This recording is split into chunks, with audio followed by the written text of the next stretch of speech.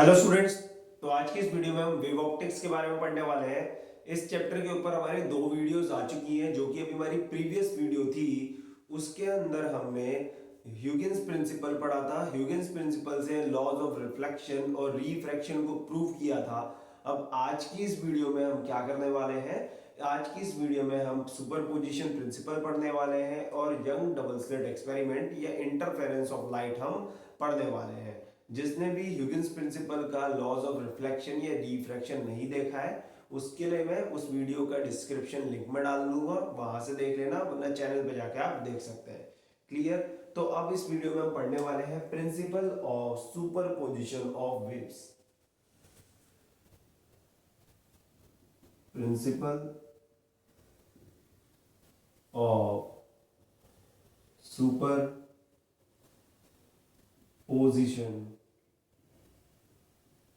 Of waves. Principal of superposition of waves ये हम पढ़ने वाले हैं। अब principle of superposition of waves हमें क्या बताता है?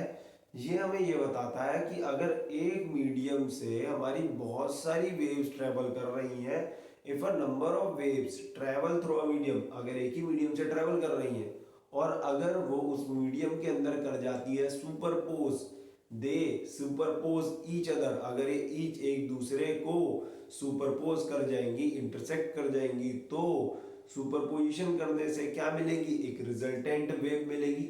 और जो वो रिजल्टेंट वेव मिलेगी उसका जो रिजल्टेंट डिस्प्लेसमेंट क्या होगा, ये प्रिंसिपल हमें उसका रिजल्टेंट डिस्प्लेसमेंट बताता है। तो उस सुपरपोज होने के बाद जो रिजल्टेंट वेव मिलती है उसका रिजल्टेंट डिस्प्लेसमेंट जो होता है वो इंडिविजुअल वेव्स जो होती है हमारी, उसके डिस्प्लेसमेंट्स के वेक्टर सम के बराबर होता है। हमारे इंडिविजुअल वेव्स जो भी है उनका जो डिस्प्लेसमेंट है उनका वेक्टर सम कर दो, आपको रिजल्टेंट वेव का रिजल्टेंट डिस्प्लेसमेंट मिल जाएगा। क्या मैं बोल रहा हूं इसको समझते हैं। सबसे पहले इसकी स्टेटमेंट क्या है? It states that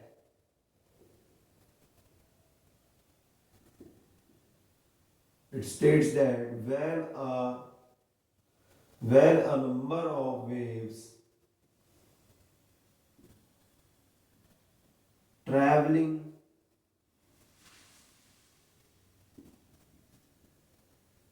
through a medium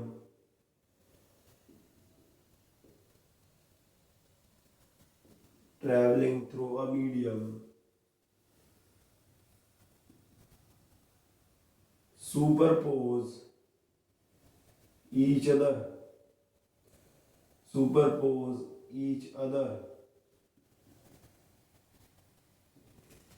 अगर वो एक दूसरे को क्या करते हैं? Superpose, then the resultant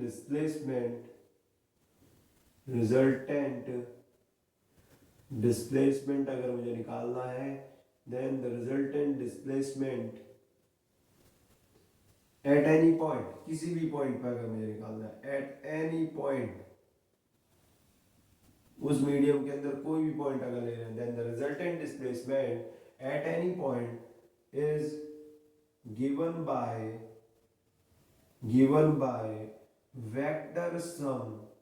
vector sum of displacements of individual waves, displacements of individual waves, हमारी इंडिविजुअल वेव्स जो है उनके जो डिस्प्लेसमेंट्स होंगे उसके वेक्टर सम के बराबर होगा। समझ में आया क्या? अगर हमारी बहुत सारी वेव्स एक मीडियम से ट्रेवल कर रही है और वो एक दूसरे को सुपरपोज कर जाती है, तो अगर वो वेव सुपरपोज कर देती है एक दूसरे को, तो हमारी जो रिजल्टेंट डिस्प्लेसमेंट मिलती है किसी भी पॉइंट पे वो किसके बराबर होती है? वो उस इंडिविजुअल वेव्स के डिस्प्लेसमेंट के वेक्टर सम के बराबर होती है। जो इंडिविजुअल वेव्स का डिस्प्लेसमेंट होगा उनके वेक्टर सम के बराबर होगी। मान लो हमारी एन वेव्स ट्रेवल कर रही थी एक मीडियम से, तो हमारी एन वेव्स ट्रेवल कर रही थी, तो एक वेव का डिस्प्लेसमेंट y1 है, दूसरी वेव का डिस्प्लेसमेंट y2 है।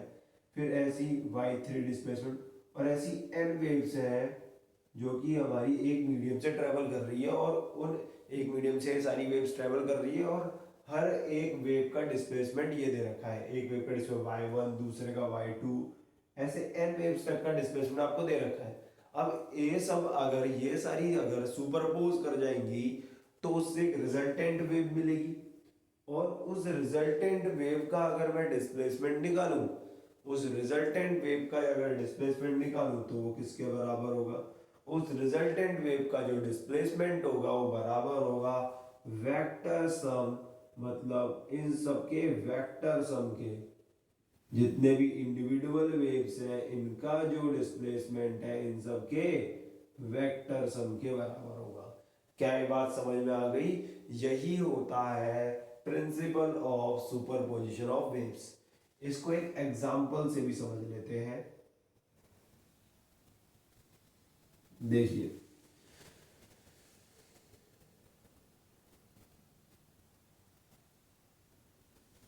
ठीक है, हमने एक वेव ली, ये वेव ऐसे ट्रेवल कर रही थी, ठीक है।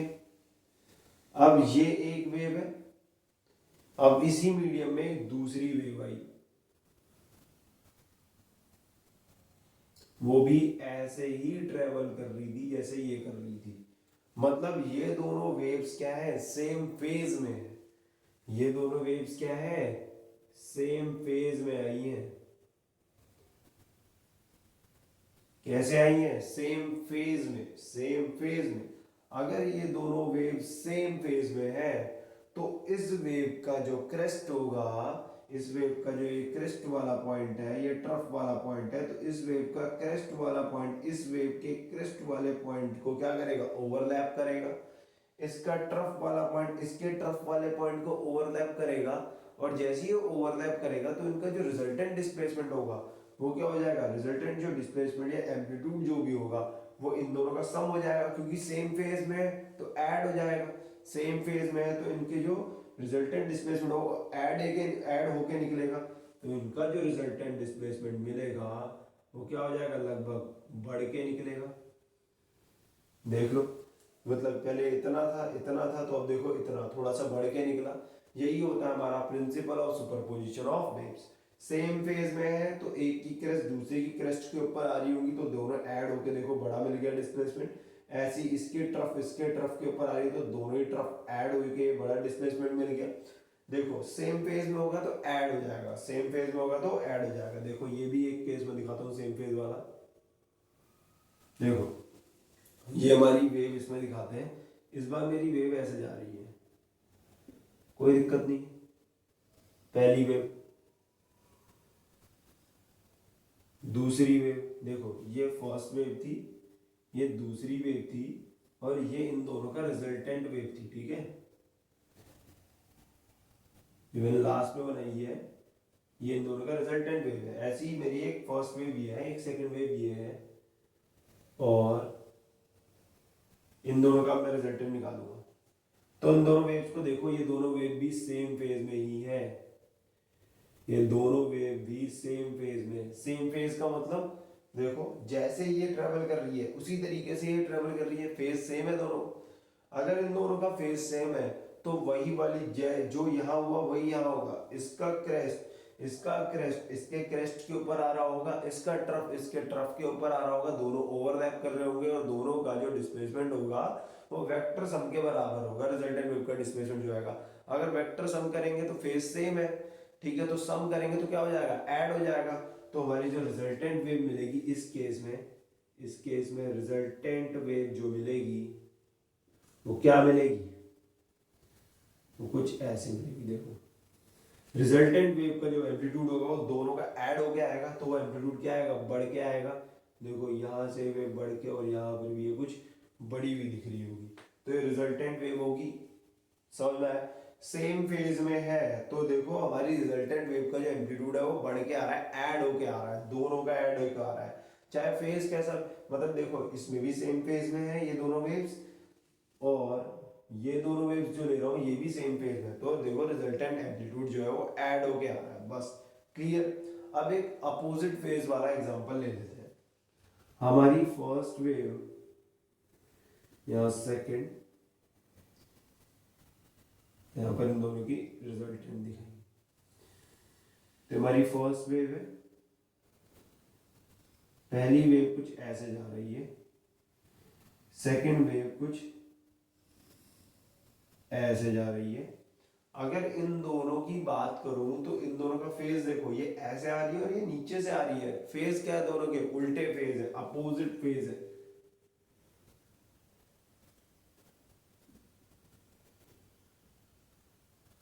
अपोजिट फेज है ना, तो इसकी जो ये रिजल्टेंट वेव में बना वो कैसी दिखेगी? रिजल्टेंट वेव बनाने से पहले हम यहाँ पर एक बात बताएंगे कि इसकी क्रेस्ट इसके ट्रफ के ऊपर आ रही होगी और इसकी ट्रफ इसके क्रेस्ट के ऊपर आ रही होगी। ट्रफ क्रेस्ट के ऊपर आ रही है और क्रेस्ट ट्रफ के ऊपर आ रही है, तो दोनों एक दूसरे को क्या कर देंगे? कैंसिल आउट कर देंगे। कैंसिल आउट कर देंगे तो जो रिजल्टेंट वेव मिलेगी वो इस केस में क्या मिलेगी? कुछ ऐसी मिलेगी। मतलब वेव ही नहीं मिलेगी, यहाँ पर स्ट्रेट लाइन सी दिख रही होगी। समझ में आ रहा है क्या? ये होगी कुछ यहाँ पर रिजल्टेंट वेव। क्लियर है? ठीक है, लाइन दिखाई है मैंने यहाँ पर थोड़ी सी, कुछ ऐसी दिखेगी इस केस में रिजल्टेंट वेव।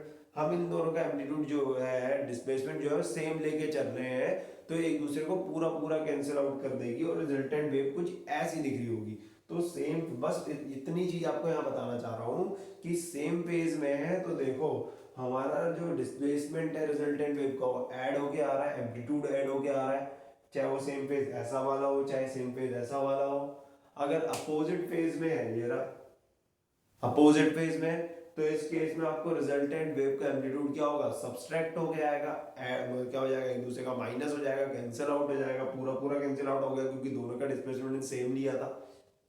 ये मिलेगी रिजल्टेंट वेव सेम फेज के लिए, अपोजिट फेज के लिए। तो ये तो हो जाता है principle of superposition of wave. अब principle of superposition of wave हमने पढ़ लिया, और एक क्यों पढ़ा? ये हमने पढ़ा इंटरफेरेंस पढ़ने के लिए। अब हम जो अगला टॉपिक पढ़ेंगे वो पढ़ेंगे इंटरफेरेंस ऑफ लाइट। उसी ही समझने के लिए principal of superposition of waves हमने पढ़ा है। ये है प्रिंसिपल, हम वहां अप्लाई करने वाले हैं। तो इसको फटाफट से नोट डाउन कर लेना। ठीक है, नोट डाउन जरूर करना, एक भी पॉइंट छूटना नहीं चाहिए, क्योंकि ये सारे पॉइंट मैं YDSC young double slit experiment जो बताने वाला हूँ उसमें यूज होने वाले, फिर रह जाएगा, फिर कंफ्यूजन होगी समझने में। तो नोट डाउन कर लेना इसको।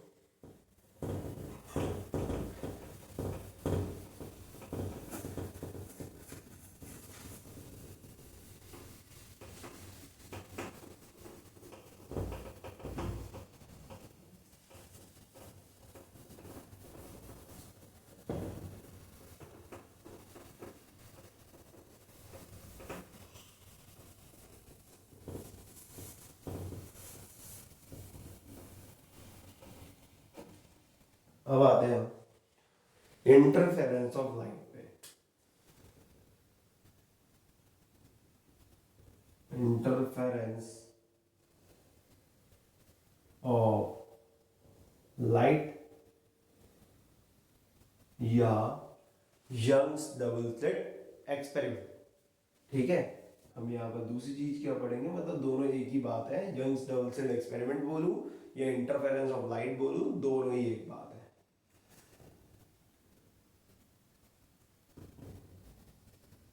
Young's double slit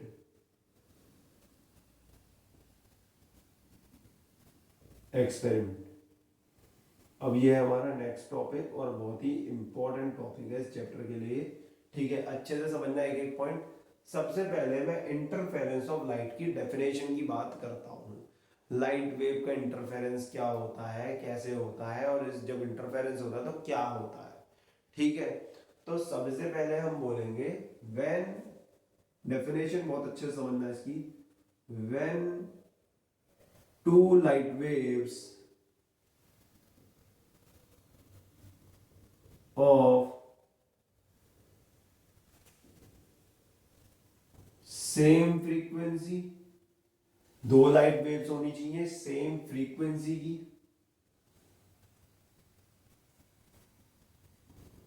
same frequency having zero और constant phase difference, constant phase difference,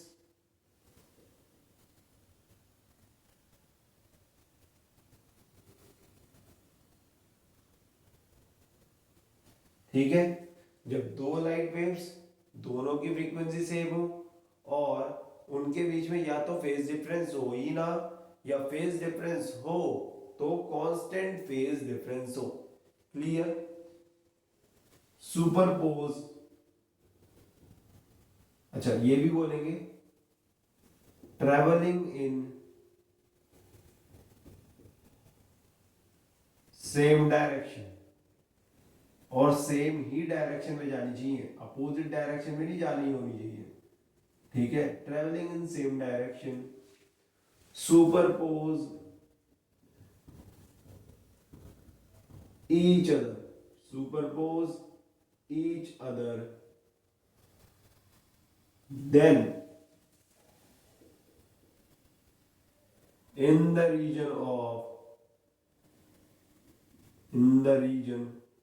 of superposition, in the region of superposition,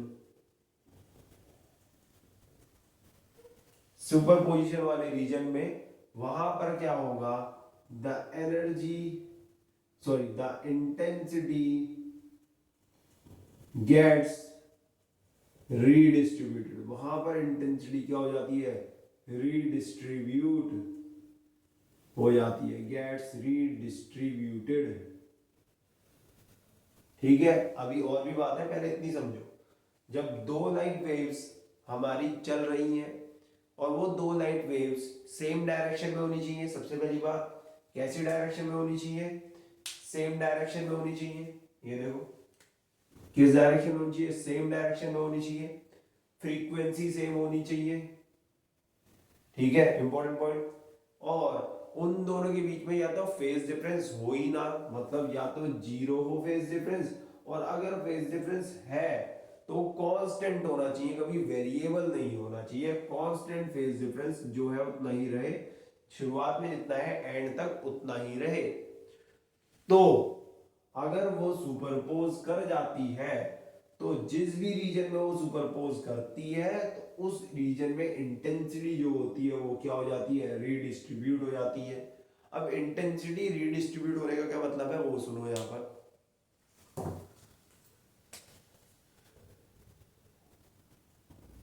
means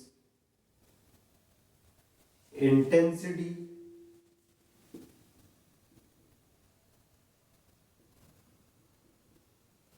become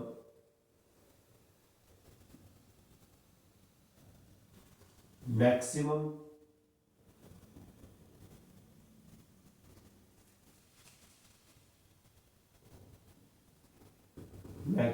at some point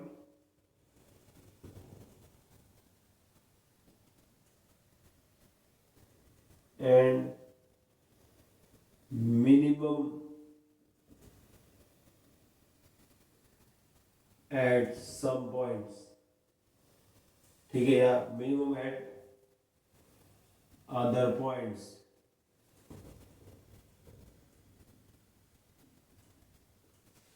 this is known as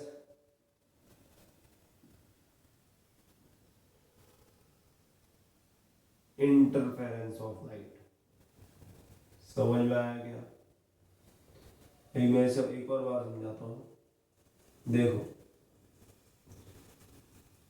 जब भी दो light waves हैं, दो light waves जो है एक तो उनकी फ्रीक्वेंसी सेम होनी चाहिए और उनके बीच में फेज डिफरेंस या तो हो ही ना, मतलब जीरो फेज डिफरेंस हो, और अगर फेज डिफरेंस है तो वो कांस्टेंट फेज डिफरेंस हो, और वो ट्रेवल कर रही हो सेम ही डायरेक्शन में, सेम डायरेक्शन में ही होनी चाहिए।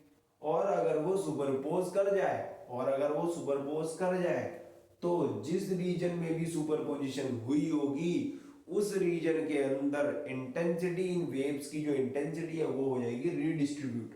अब इंटेंसिटी रीडिस्ट्रीब्यूट होने का मतलब ये है कि इंटेंसिटी कुछ पॉइंट पे तो मैक्सिमम हो जाती है, कुछ पॉइंट्स पे इंटेंसिटी बढ़ जाती है, बहुत ही ज्यादा मैक्सिमम हो जाती है, और कुछ पॉइंट्स पे इंटेंसिटी एकदम लो घट जाती है, मिनिमम हो जाती है कुछ पॉइंट्स पे, मिनिमम पॉइंट्स, इसे ही बोलते हैं इंटरफेरेंस ऑफ लाइट में। क्या समझ में आ गया क्या इंटरफेरेंस ऑफ लाइट? समझ में आया? सिंपल सी डेफिनेशन इसकी ये है, या ये समझ लो सबका सब चीज इसमें यही, मतलब मेन पॉइंट यही था सारा इंटरफेरेंस का, कि जब दो लाइट वेव्स जिनका फ्रीक्वेंसी सेम हो, फेज डिफरेंस जीरो हो या कांस्टेंट हो, वो अगर सुपरपोज कर रही है सेम डायरेक्शन में ट्रेवल करते हुए, तो जिस भी रीजन में वो सुपरपोज करेगी उस रीजन के अंदर इंटेंसिटी रीडिस्ट्रीब्यूट हो जाएगी। इंटेंसिटी रीडिस्ट्रीब्यूट होने का मतलब ये है कि कुछ पॉइंट पे इंटेंसिटी बहुत ही ज्यादा बढ़ जाएगी और कुछ पॉइंट पे इंटेंसिटी बहुत ही ज्यादा घट जाएगी। एक तो पॉइंट कुछ बहुत ही ज्यादा ब्राइट हो जाएंगे और कुछ पॉइंट एकदम डार्क हो जाएंगे। तो ब्राइट और डार्क पैटर्न कुछ हमें देखने को यहाँ पर मिलते हैं। क्या मिलते हैं वो सब चीजें मैं अभी नीचे बताने वाला हूँ, ये तो बस इसकी डेफिनेशन में बता रहा हूँ। क्लियर? अब यहाँ पर नेक्स्ट चीज पे आते हैं कि ये जो हमारा इंटरफेरेंस ऑफ लाइट था, ये सबसे पहले किसने डेमोन्स्ट्रेट किया?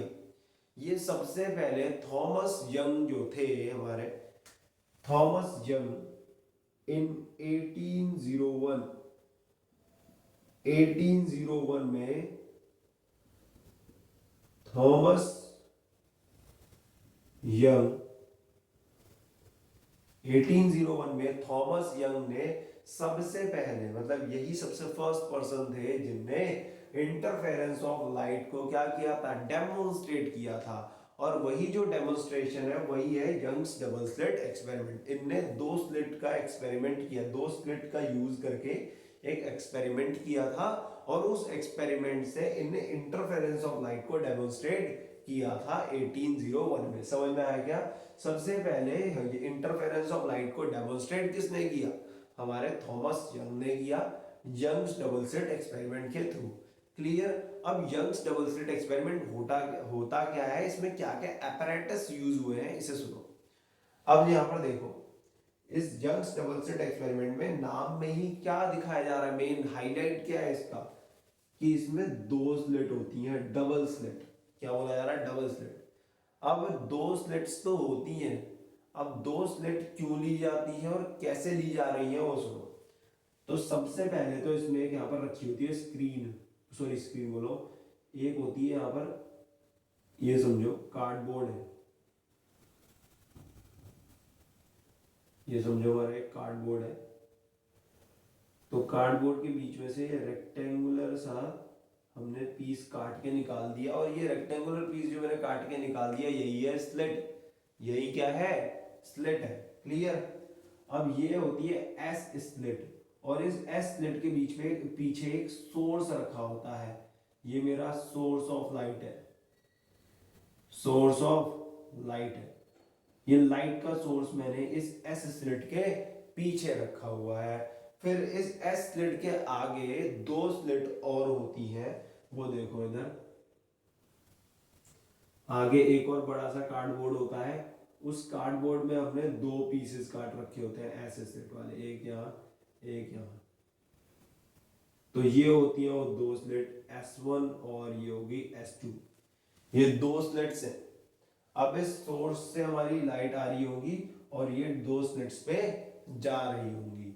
अब ये दो स्लिट्स ले ली, अब इन दो स्लिट के बीच का डिस्टेंस जो है वो स्मॉल d से दिखाते हैं, ये भी यहीं पे समझ लेते हैं। फिर उसके बाद यहाँ पर एक और चीज, ये दो स्लिट्स के बाद यहाँ पर रखी होती है एक screen.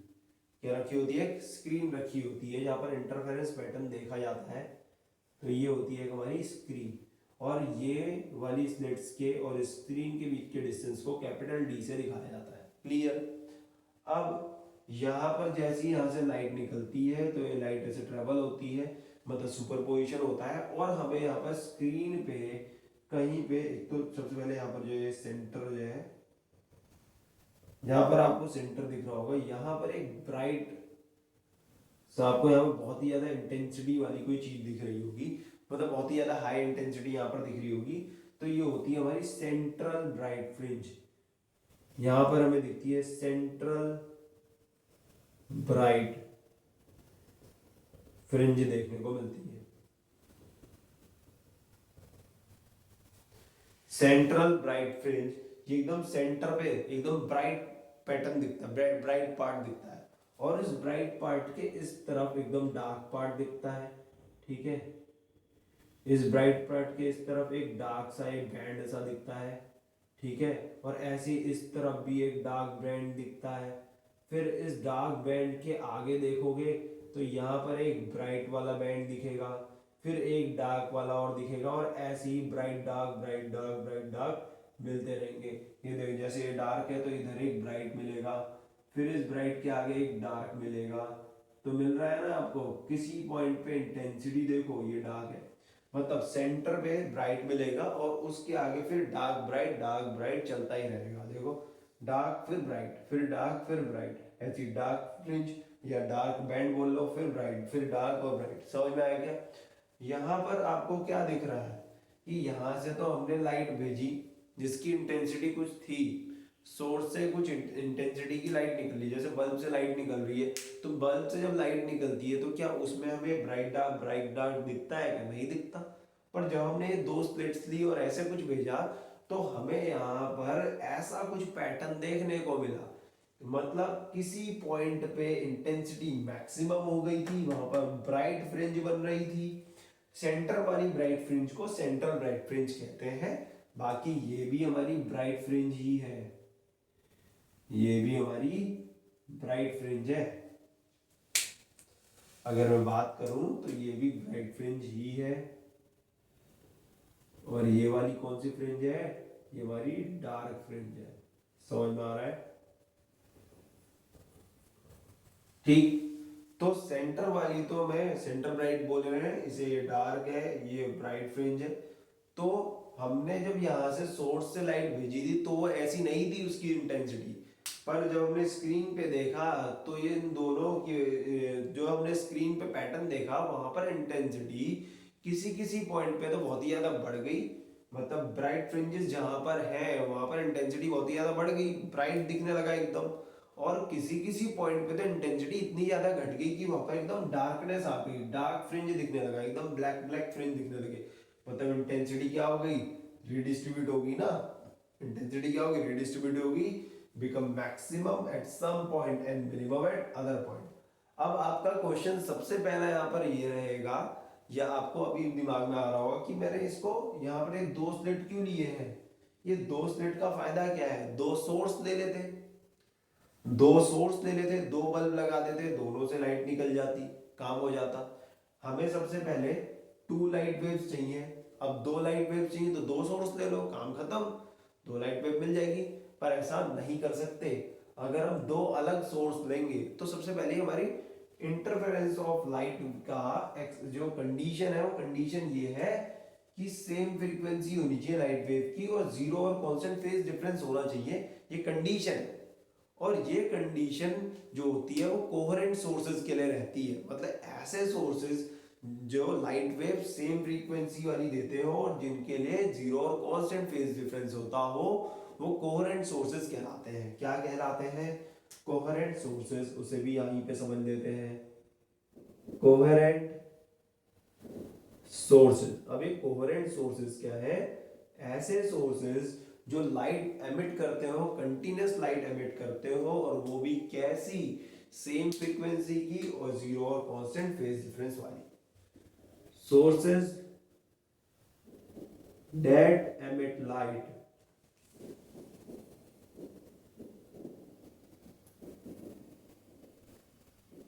Wave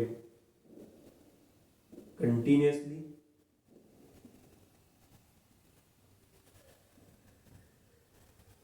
of same frequency, light wave continuously emit करते रहे, कैसी? सेम फ्रीक्वेंसी की, विद जीरो और कांस्टेंट फेज डिफरेंस।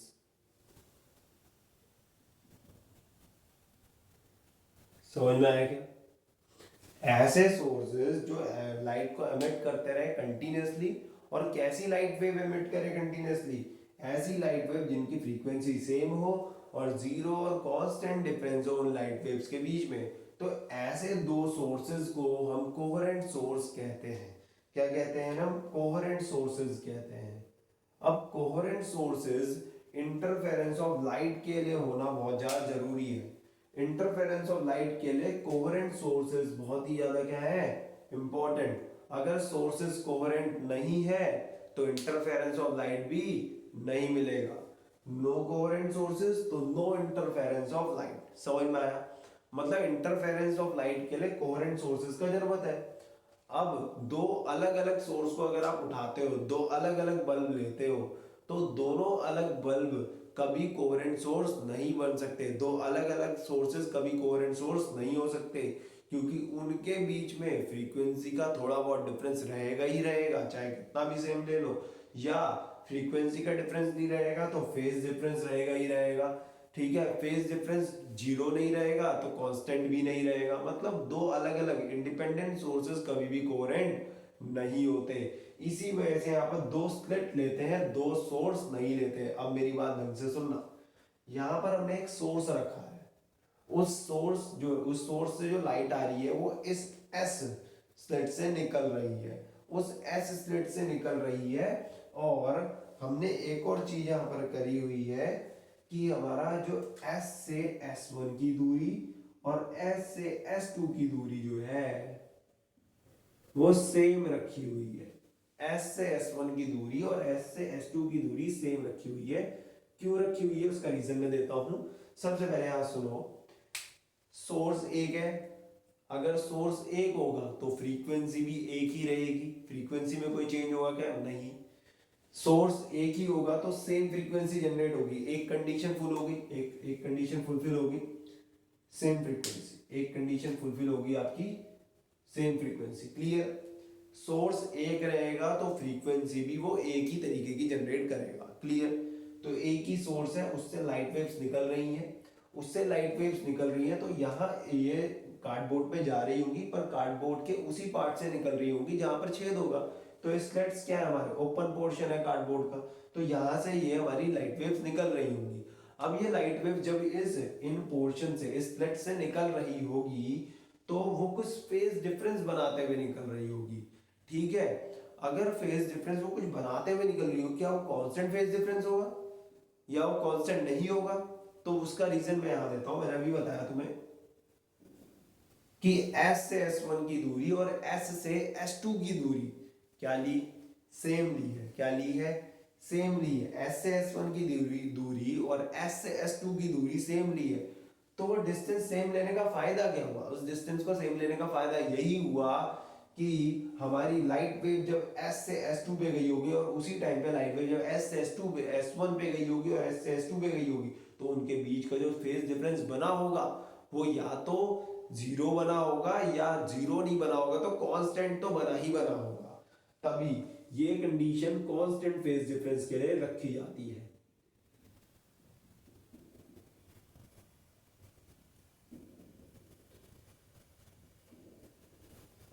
समझ रहे हो? ठीक है, मैं हर एक पॉइंट क्लियर करवा रहा हूं। ठीक है, इंटरफेरेंस ऑफ लाइट का ढंग से समझ लो। ठीक, कि हमने यहाँ पर दो इंडिपेंडेंट सोर्सेस क्यों नहीं यूज करे? क्योंकि दो इंडिपेंडेंट सोर्स अगर मैं यूज करता दोनों की फ्रीक्वेंसी ही अलग हो जाती, और अगर फ्रीक्वेंसी ही अलग हो जाती तो दोनों कोहेरेंट सोर्सेस कभी नहीं हो सकते। और इंटरफेरेंस के लिए कोहेरेंट सोर्सेस होना बहुत ही ज्यादा क्या है? इंपॉर्टेंट है। बिना कोहेरेंट सोर्सेस के इंटरफेरेंस नहीं मिलता। तो हमने एक सोर्स लिया तो एक सोर्स होगा तो फ्रीक्वेंसी भी एक ही होगी, मतलब फ्रीक्वेंसी सेम होगी। फिर उसके बाद हमने S से S1 और S से S2 तक का, मतलब दो स्लिट्स का डिस्टेंस इस S वाली स्लिट से जो हमने लिया है वो क्या लिया है? सेम लिया है। तो उससे क्या होगा? फेज डिफरेंस जो बनेगा इन दो वेव्स के बीच में, मतलब इससे लाइट वेव निकल रही होगी, अब वो लाइट वेव यहाँ से निकल रही होंगी। अब जो ये दो लाइट वेव्स निकल रही होंगी यहाँ से जो दो, एक लाइट वेव यहाँ से और एक लाइट वेव यहाँ से जो निकल रही होंगी, ये दो लाइट वेव्स की फ्रीक्वेंसी सेम, क्योंकि सोर्स एक ही था, और इन दोनों के बीच का कांस्टेंट फेज डिफरेंस कांस्टेंट है। फ्रीक्वेंसी सेम और फेज डिफरेंस कांस्टेंट है, और सेम डायरेक्शन में जा रही है तो सेम डायरेक्शन में भी जा रही है, और आगे जाके ये कहीं पे सुपरपोज कर जाएगी, और जब सुपरपोज कर जाएगी तो हमें ये इंटरफेरेंस पैटर्न दिखने को मिलेगा, स्क्रीन पे हमें इंटेंसिटी रीडिस्ट्रीब्यूट होती हुई दिखेगी। ये इंटेंसिटी रीडिस्ट्रीब्यूट हो गई, ये रीडिस्ट्रीब्यूट हो जाएगी, मतलब कुछ पॉइंट्स पे मैक्सिमम और कुछ पॉइंट पे मिनिमम मिलने लगेगी।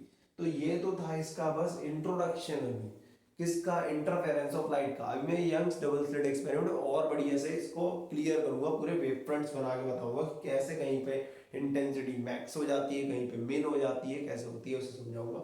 इसे नोट डाउन कर लो, समझ में आ गया होगा, नहीं आया तो देख लो एक बार, रिपीट कर लो इसे। ठीक, नोट डाउन जरूर करना इसको।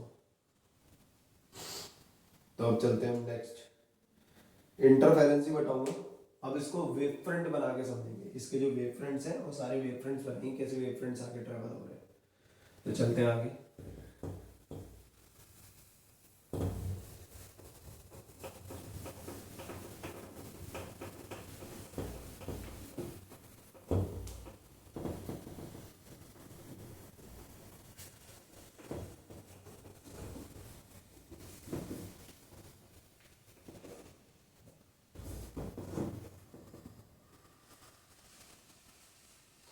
अब इंटरफेरेंस ऑफ लाइट में वही दो स्लिट्स में ले रहा हूँ, वही सोर्स ले रहा हूँ, उसके लिए वेव फ्रंट्स बना रहे हैं।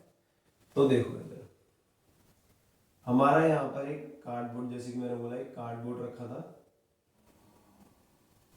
और यहाँ पर मैंने एक एस स्लिट बनाई हुई थी।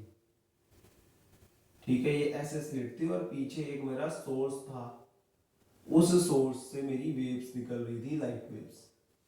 अब उसके आगे फिर हमने दो स्लिट्स रखी हुई थी,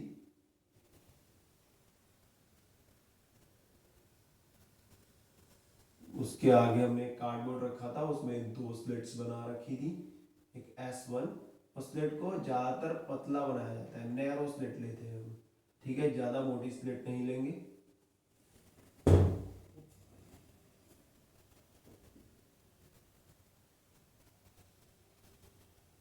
एक स्लिट ये, एक स्लिट ये, S1 S2, और यहाँ पर हमारी स्क्रीन है।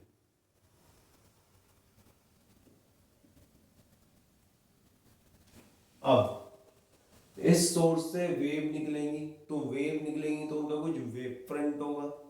अब ये जो सोर्स से वेव्स निकलेंगी ये इस एस स्लिट से बाहर आएगी, और एस कैसी स्लिट है, एस कैसी स्लिट है, एक लीनियर स्लिट है। कैसी है, लीनियर, मतलब सोर्स कैसा है, लीनियर। तो आपने पढ़ा होगा वेव फ्रंट वाले में कि जब भी सोर्स क्या हो, लीनियर हो। अगर नहीं पढ़ा है तो इस चैप्टर की वेव ऑप्टिक्स की पार्ट 1 वाली वीडियो देखो, वहां पर वेव फ्रंट के डिफरेंट टाइप्स बता रखे हैं, देख लेना, वरना उसका डिस्क्रिप्शन में इस वीडियो, उसका जो लिंक है मैं इस वीडियो के डिस्क्रिप्शन में डाल दूंगा। क्लियर। अब अगर मेरा सोर्स लीनियर होता है तो उसके लिए जो वेव फ्रंट्स बनते हैं वो कैसे बनते हैं, सिलेंड्रिकल वेव फ्रंट्स। तो इसके वेव फ्रंट सिलेंड्रिकल बन रहे होंगे। क्लियर, इस सोर्स से जो वेव्स निकल रही होंगी वो सिलेंड्रिकल वेव फ्रंट्स बनाती हुई जा रही होंगी। पर अगर हम देख रहे होंगे, अगर हम ऐसे देख रहे हैं तो हमें कैसे दिखेंगे, स्पेरिकल दिखेंगे। तो हमें वो स्पेरिकल दिख रहा है तो मैं यहाँ पर स्पेरिकल दिखाऊंगा, पर एक्चुअली वो सिलेंड्रिकल वेव फ्रंट है। तो अगर मैं ऊपर से देख रहा हूँ तो मुझे वो स्पेरिकल दिख रहे होंगे। तो जो कुछ स्पेरिकल वेव फ्रंट्स इससे ऐसे निकल रहे होंगे। अब इन वेव फ्रंट्स में कुछ क्रेस्ट वाले पॉइंट होंगे, कुछ ट्रफ वाले पॉइंट होंगे। तो मैं क्रेस्ट वाले पॉइंट्स को सॉलिड लाइन से दिखा रहा हूँ और ट्रफ वाले पॉइंट्स को डॉटेड लाइन से। तो ये मेरी डॉटेड लाइन, ये ट्रफ, फिर ये क्रेस्ट, फिर ट्रफ, फिर क्रेस्ट, फिर ट्रफ, सॉरी यहाँ पर ट्रफ आएगा, ये मेरी क्रेस्ट हो जाएगी। ठीक है, क्रेस्ट फिर ट्रफ, फिर क्रेस्ट फिर ट्रफ, ऐसे ही आगे क्रेस्ट ट्रफ, क्रेस्ट ट्रफ, फिर क्रेस्ट, एक ट्रफ, फिर क्रेस्ट ट्रफ, और ऐसे करते हुए ये वेव्स कहाँ पहुंच जाएंगी, इन स्लिट्स के पास। अब वेव्स जैसी इस स्लिट के पास पहुंचेगी तो ये, अब ये जो वेव्स हैं यहाँ से, अब ये कार्डबोर्ड है वो यहाँ से पूरा बंद है, बस यहाँ से और यहाँ से इन दो स्लिट्स से खुला हुआ है। अब ये दो स्लिट्स भी लीनियर स्लिट्स हैं, ये भी लीनियर और लीनियर स्लिट है। तो इनसे भी जो वेव फ्रंट्स बनने होंगे सिलेंड्रिकल वेव फ्रंट्स बनने होंगे, पर देखने में वो स्फेरिकल कुछ ऐसे ही दिख रहे होंगे। अब वेव फ्रंट हमारा यहाँ से भी निकलेगा और यहाँ से भी निकलेगा, ऊपर से भी लाइट वेव निकलेगी और नीचे से भी निकलेगी, और दोनों लाइट वेव्स फ्रीक्वेंसी दोनों लाइट वेव की सेम होगी क्योंकि सोर्स एक है, क्योंकि मेरा जो यहाँ पर सोर्स है वो एक है, ठीक है। और दूसरा S से S1 का और S से S2 का दूरी डिस्टेंस सेम रखा है, इसी वजह से इनके बीच में फेज डिफरेंस कांस्टेंट रहेगा।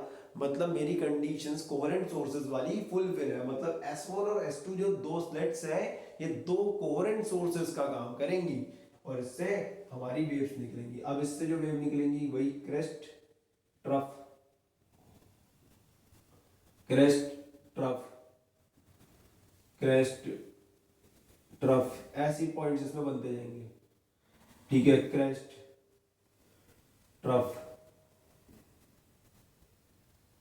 क्रेस्ट ट्रफ, ऐसे ये अभी मैंने एक के बनाए हैं, अब ऐसे इसके भी बनेंगे। तो इसका क्रेस्ट ट्रफ, क्रेस्ट ट्रफ, इसके भी फिर क्रेस्ट ट्रफ बनता रहेगा, क्रेस्ट ट्रफ, क्रेस्ट, और ऐसे आगे बनता ही जाएगा, बनता ही जाएगा, बनता ही जाएगा। क्लियर, ठीक है। जो भी क्रेस्ट वाले पॉइंट्स हैं उन्हें मैंने सॉलिड लाइन से दिखाया है और ट्रफ वाले पॉइंट्स को मैंने डॉटेड लाइन से दिखाया है। क्लियर। अब यहाँ पर ये देखो, ये दो S1 और S2 दो स्लिट्स हैं, S1 and S2 will act as two coherent sources.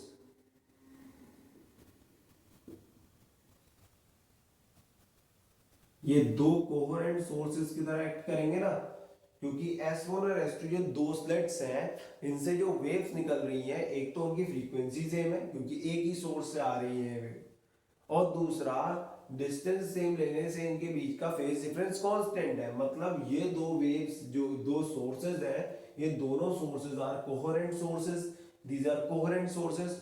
Coherent sources हो गया, पहली कंडीशन फुलफिल। दूसरा, इनकी वेव्स क्रेस्ट और ट्रफ को देखो, सुपरपोज नहीं कर रही है, देखो यहाँ पर क्रॉस कर रही है, यहाँ पर क्रॉस कर रही है, यहाँ पर क्रॉस कर रही है, यहाँ पर क्रॉस कर रही है। मतलब कितनी पॉइंट्स पे इन दोनों की वेव्स जो है, लाइट वेव जो है सुपरपोज कर रही है। क्या कर रही है?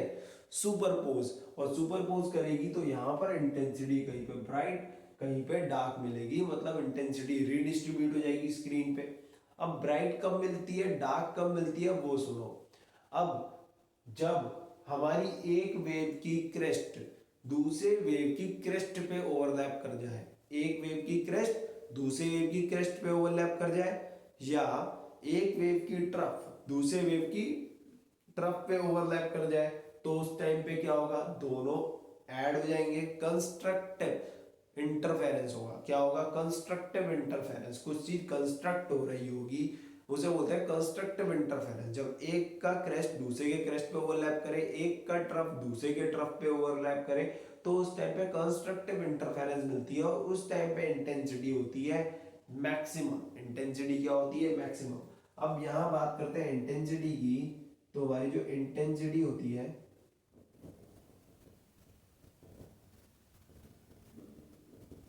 डायरेक्टली प्रोपोर्शनल होती है एम्पलीट्यूड के स्क्वायर। क्लियर। अब मैं यहां पर आपको दो चीज बताऊंगा, कंस्ट्रक्टिव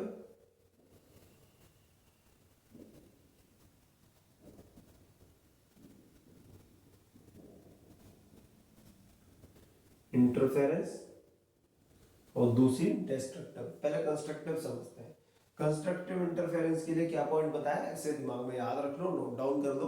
कंस्ट्रक्टिव इंटरफेरेंस के लिए क्या है, जब एक वेव का क्रेस्ट दूसरे वेव के क्रेस्ट पे ओवरलैप करे, एक वेव का ट्रफ दूसरे वेव के ट्रफ पे ओवरलैप करे, तो वहां पर दोनों के जो हमारे एम्पलीट्यूड है वो ऐड हो जाएंगे। एम्पलीट्यूड ऐड होंगे तो इंटेंसिटी बहुत ही ज्यादा मिलेगी, इंटेंसिटी मैक्सिमम हो जाएगी। मतलब कंस्ट्रक्टिव इंटरफेरेंस पे इंटेंसिटी क्या हो जाती है? मैक्सिमम। Intensity is maximum. मतलब वहां पर हमें ब्राइट फ्रिंज मिलने लग जाते हैं, ब्राइट बैंड्स मिलने लग जाते हैं। क्या मिलने लगते हैं, ब्राइट फ्रिंज मिलने लगते हैं। समझ में आया? तो कंस्ट्रक्टिव इंटरफेरेंस ब्राइट फ्रिंजेस क्यों बनते हैं, इस वजह से बनते हैं। अब डिस्ट्रक्टिव इंटरफेरेंस क्या होता है वो भी समझ लेते हैं। डिस्ट्रक्टिव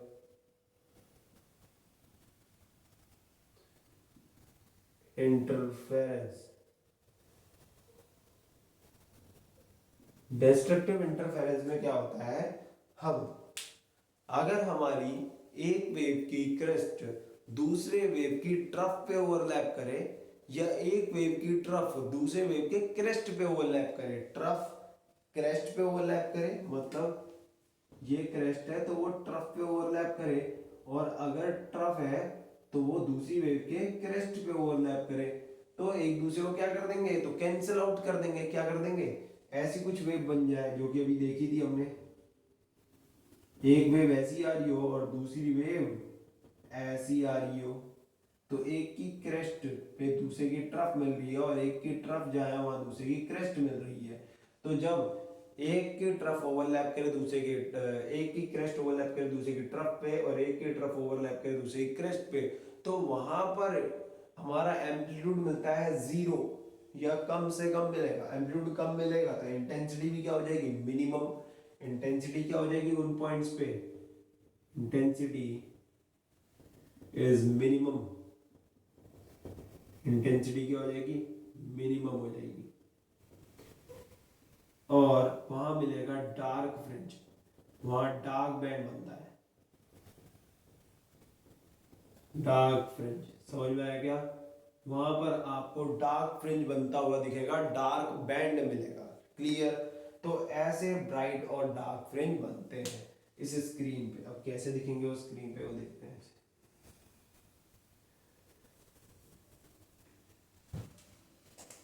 जैसे कि यहाँ पर जो सेंटर वाला पॉइंट है वहां पर तो ऑलवेज आपको यहाँ पर सेंटर पे एक डार्क दिखेगा, सॉरी डार्क बोलो, सेंटर पे आपको एक ब्राइट दिखेगी जिसे हम सेंट्रल ब्राइट फ्रिंज कहते हैं।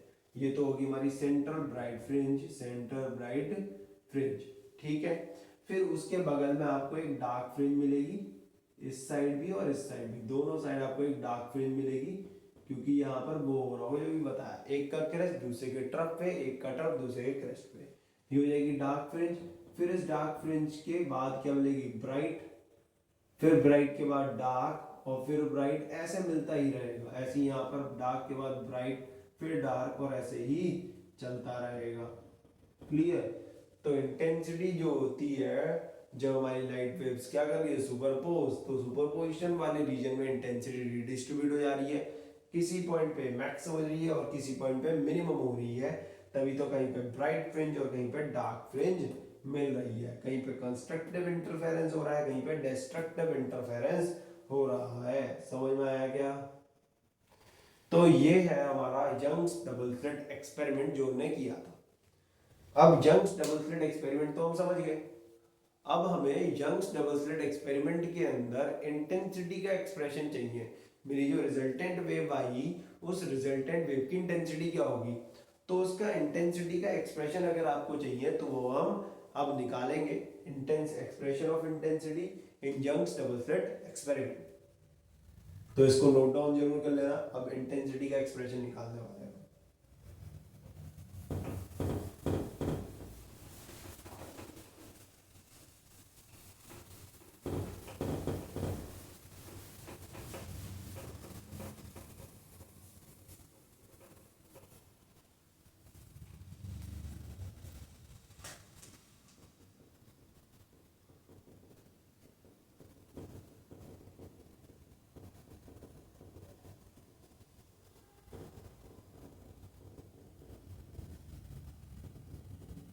Expression of intensity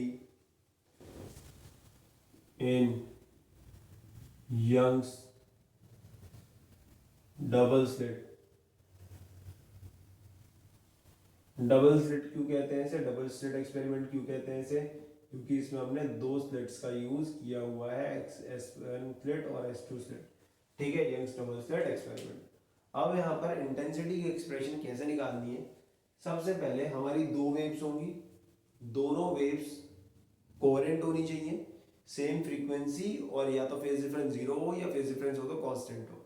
तो दो वेव्स हैं हमारी, एक वेव है हमारी y1, एक वेव है फर्स्ट वेव का डिस्प्लेसमेंट y1 ले रहा हूँ और सेकंड वेव का डिस्प्लेसमेंट y2 ले रहे हैं, ठीक है।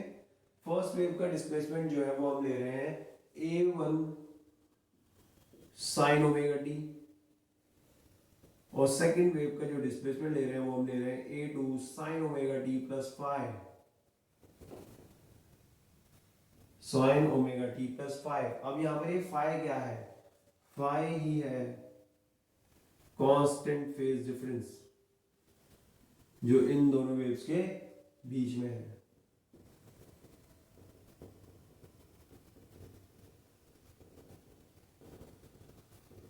यही है हमारा कांस्टेंट फेज डिफरेंस जो इन दोनों वेव्स के बीच में होगा। अब हमें क्या करना है, अगर बाय चांस ये दोनों वेव्स जिनकी फ्रीक्वेंसी देख लो ओमेगा और ओमेगा, फ्रीक्वेंसी दोनों की सेम, फेज डिफरेंस कांस्टेंट, अगर ये बाय चांस सुपरपोज कर जाते तो इनका जो रिजल्टेंट डिस्प्लेसमेंट मिलता वो किसके बराबर मिलता, y1 प्लस y2, इनके वेक्टर सम के बराबर मिलता, इनके वेक्टर सम के बराबर मिलता, इनके वेक्टर सम के बराबर मिलता, मतलब a1 sine omega T plus a2 sine omega T plus five. Clear. अब यहां पर ये तो हो गया a1 साइन ओमेगा टी, हो जाएगा a2, अब sine omega T plus five, इसे ढंग से देखो, साइन ए प्लस बी का फॉर्मूला मैं यहां लगा सकता हूं, sine A cos B plus cos A sine B, वो फॉर्मूला मैं यहां लगा दूंगा। तो sine A sine omega T cos B cos five plus cos A sine B cos omega T omega T sine five, ठीक है, sine A cos B cos A sine B. अब ये a2 को अंदर ले जाएंगे ब्रैकेट के, a1 sine omega T plus a2 sine omega T cos five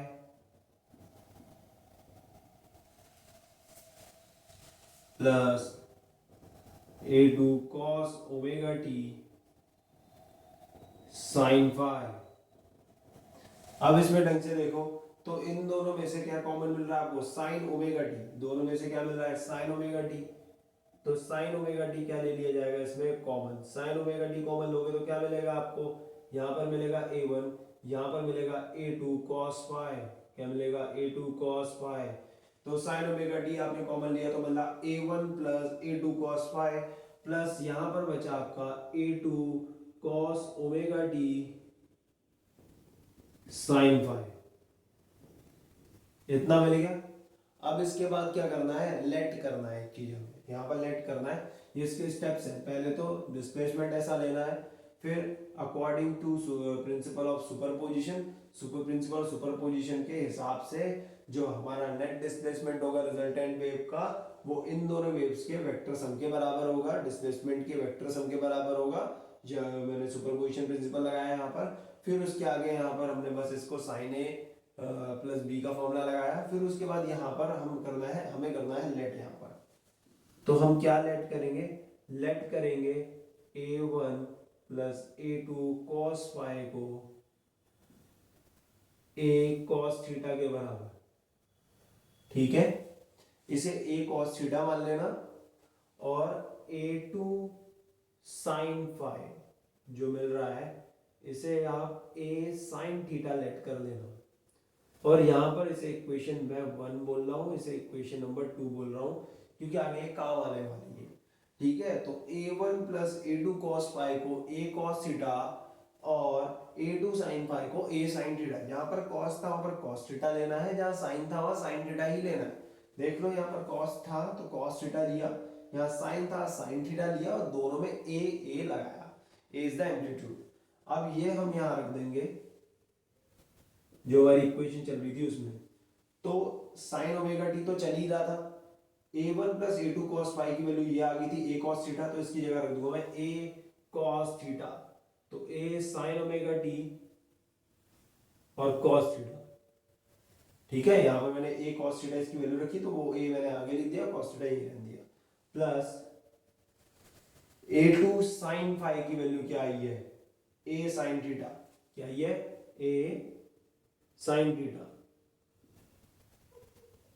sine theta को पीछे ही रहने दिया, ए को आगे लिख दिया। क्लियर? दोनों में से ए को ले लेंगे कॉमन, दोनों में से ए को जब कॉमन लेंगे तो क्या आ जाएगा, sine omega T cos theta plus cos omega T sine theta, मिल गया। अब दोनों में देखो तो ये दिख रहा है sine A cos B plus cos A sine B, दिख रहा है ना, sign A cos B plus cos A sine B, तो ये क्या बन जाएगा, साइन ए प्लस बी का फॉर्मूला, तो इसे साइन ए प्लस बी लिख सकते हैं, तो A sine A plus B sine omega T plus theta, क्या लिख सकते हैं इसे हम, sine omega T plus theta. Clear? तो ये हो गया हमारा रिजल्टेंट डिस्प्लेसमेंट।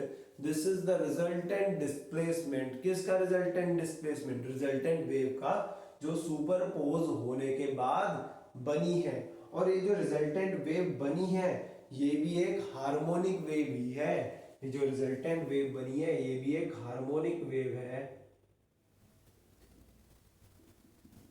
जिसका एम्पलीट्यूड कितना है, विद एम्पलीट्यूड ए, इसका एम्पलीट्यूड है capital A.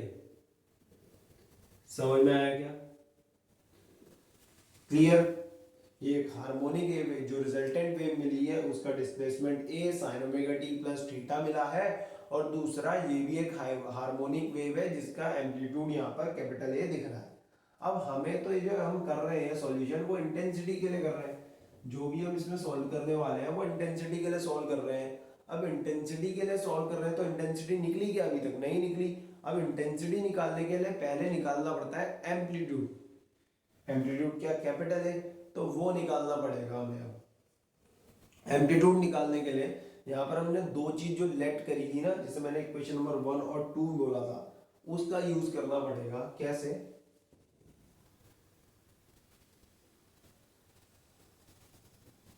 Squaring and adding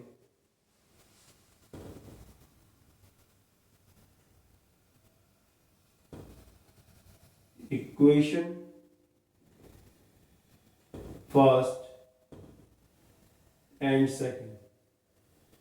जो मेरी ये इक्वेशन नंबर फर्स्ट है और इक्वेशन नंबर सेकंड है, इन्हें स्क्वायर भी कर देंगे और ऐड भी कर देंगे। ठीक है, स्क्वायर करके ऐड भी करेंगे। तो जैसे मेरी इक्वेशन नंबर 1, ठीक है, इक्वेशन नंबर 1 को मैं स्क्वायर करूंगा, ठीक है, तो स्क्वायर करूंगा, इस साइड को मैं इस तरफ लिख दूंगा और इस साइड को इस साइड को उस तरफ। ठीक, अब इसका स्क्वायर करेंगे, ए कॉस थीटा का स्क्वायर तो हो जाएगा A square cos square theta, plus फिर इसका स्क्वायर करेंगे, ऐड स्क्वायर करो ऐड भी कर रहे हैं, A square sine square theta.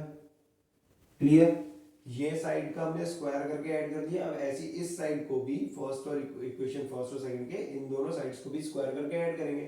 तो इस साइड पे क्या बचा, a1 plus a2 cos phi, इसका भी स्क्वायर होगा, और उसके नीचे लिखा हुआ है हमारा a2 sin फाई, तो इसका भी स्क्वायर होगा, इसका स्क्वायर तो हो जाएगा a2 square sin square phi. ठीक है, a2 square sin square phi. Clear? इसका भी हमने a1 plus a2 cos phi का स्क्वायर किया, ठीक है, और साथ में a2 sin फाई का स्क्वायर किया और ऐड कर दिया, स्क्वायरिंग एंड एडिंग करी। फिर उसके बाद देखो इन दोनों में से a स्क्वायर आ जाएगा कॉमन, तो बचेगा क्या, cos square theta plus sin square theta. अब यहाँ पर देखो तो a प्लस बी का होल स्क्वायर, तो वो आइडेंटिटी लगा दो, a1 square plus a2 square, a2 ये रहा हमारा a1, मतलब ये इसका स्क्वायर प्लस इसका स्क्वायर, इसका स्क्वायर क्या जाएगा a2 square cos square phi plus 2ab, 2a1 a2 cos phi plus a2 square sin square phi. Clear? अब cos square theta plus sin square theta की वैल्यू क्या होती है 1, तो यहाँ पर बचा a का स्क्वायर, क्लियर, यहाँ बचा a का स्क्वायर, यहाँ बचा हमारा a1 स्क्वायर और ये a2 स्क्वायर। अब देखो ये वाली टर्म और ये वाली टर्म में दोनों में a2 स्क्वायर क्या है कॉमन, अगर मैं a2 स्क्वायर कॉमन ले लेता हूँ तो बचता है cos स्क्वायर फाइव, और इस वाली टर्म में क्या बचता है sin square five plus sin square five. फिर क्या लास्ट टर्म बची ये वाली 2a1 a2 cos फाइव। अब cos square five plus sin square five, sin square five plus cos square five, इसकी वैल्यू क्या होती है 1 के बराबर, तो ये लिख देंगे 1, तो बचेगा a1 स्क्वायर प्लस a2 का square plus 2a1 a2 cos five. ठीक है, ये कर दिया। अब इसके बाद थोड़ी देर पहले हमने एक बात करी थी कि इंटेंसिटी डायरेक्टली प्रोपोर्शनल है किसके, एम्पलीट्यूड के स्क्वायर के, किसके, एम्पलीट्यूड के स्क्वायर के। Intensity is directly proportional to amplitude square, मतलब I is directly proportional to a square, I is directly proportional to a का स्क्वायर। ठीक है, अब मैं कैपिटल I दिखा रहा था, यहाँ पर कैपिटल A स्क्वायर दिखा देता हूँ, क्लियर। अगर इस प्रोपोर्शनैलिटी का साइन हटेगा तो I is equal to k, एक k कांस्टेंट आ जाएगा। ऐसे ही अगर मैं बोलूँ I1, तो I1 डायरेक्टली प्रोपोर्शनल किसके हो गए, A1 के स्क्वायर के। फर्स्ट जो हमारी वेव होगी उसकी इंटेंसिटी क्या होगी, ये मेरी रिजल्टेंट वेव है, ठीक है। नॉर्मल हमारी इंटेंसिटी जो होती है वो डायरेक्टली प्रोपोर्शनल होती है एम्पलीट्यूड के स्क्वायर के। अब अगर मैं रिजल्टेंट वेव की इंटेंसिटी दिखा रहा हूँ तो रिजल्टेंट वेव का ही एम्पलीट्यूड ले रहा हूँ कैपिटल ए, तो इंटेंसिटी रिजल्टेंट वेव की कैपिटल ए एम्पलीट्यूड के स्क्वायर। प्रोपोर्शनैलिटी का साइन आया तो के आ गया कांस्टेंट। ऐसे ही मैं फर्स्ट वेव का इंटेंसिटी निकाल रहा था, फर्स्ट वेव की ही एम्पलीट्यूड ली है मैंने, तो I1 इज इक्वल टू के A1, फिर यहाँ पर I2 सेकेंड वेव की इंटेंसिटी किसकी होगी, उसके ही एम्पलीट्यूड के स्क्वायर के, और प्रोपोर्शनैलिटी का साइन हटेगा तो के A2 स्क्वायर, क्लियर। अब हम इस इक्वेशन में जाएंगे वापस से, इक्वेशन दिख रही थी जो हमने अभी बनाई थी, ये इक्वेशन में हम क्या करेंगे, इस पूरी इक्वेशन को k से मल्टीप्लाई कर देंगे, किससे, k से मल्टीप्लाई। इसे इक्वेशन नंबर 3 बोल देते हैं, मल्टीप्लाई इक्वेशन 3 बाय k। इसे k से मल्टीप्लाई करेंगे तो क्या जाएगा, k a square, k a1 square, k a2 square, k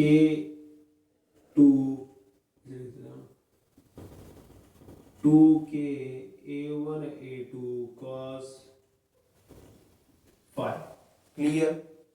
अब यहाँ k a स्क्वायर की वैल्यू, यहाँ कैपिटल है, k into capital A square, इसकी वैल्यू क्या थी I, तो ये तो हो गया हमारा I, clear. k a1 square की वैल्यू क्या थी I1, k a2 स्क्वायर की वैल्यू क्या थी I2। अब इसकी वैल्यू क्या है ये कुछ नहीं पता, तो हम ना इसमें क्या कर रहे हैं, इसे ना ऐसे लिखते हैं, k को कैसे लिख सकते हैं हम, ऐसे लिख सकते हैं ना, k को रूट के इंटू रूट के लिख सकते हैं, रूट के और रूट के को मल्टीप्लाई करूंगा k ही तो मिलेगा, तो k को लिख दिया रूट के a1, एक रूट के a1 के साथ लगा दिया और दूसरा वाला रूट के मैंने a2 के साथ लगा दिया, और ये है cos y। क्या एक ही समझ में, इस k को लिखा मैंने रूट के और एक रूट के a1 के साथ और एक रूट के a2 के साथ। अब ये जो रूट के a1 है इसकी वैल्यू क्या है, रूट के a2 है इसकी वैल्यू क्या है, उसे निकालना है। तो यहां पर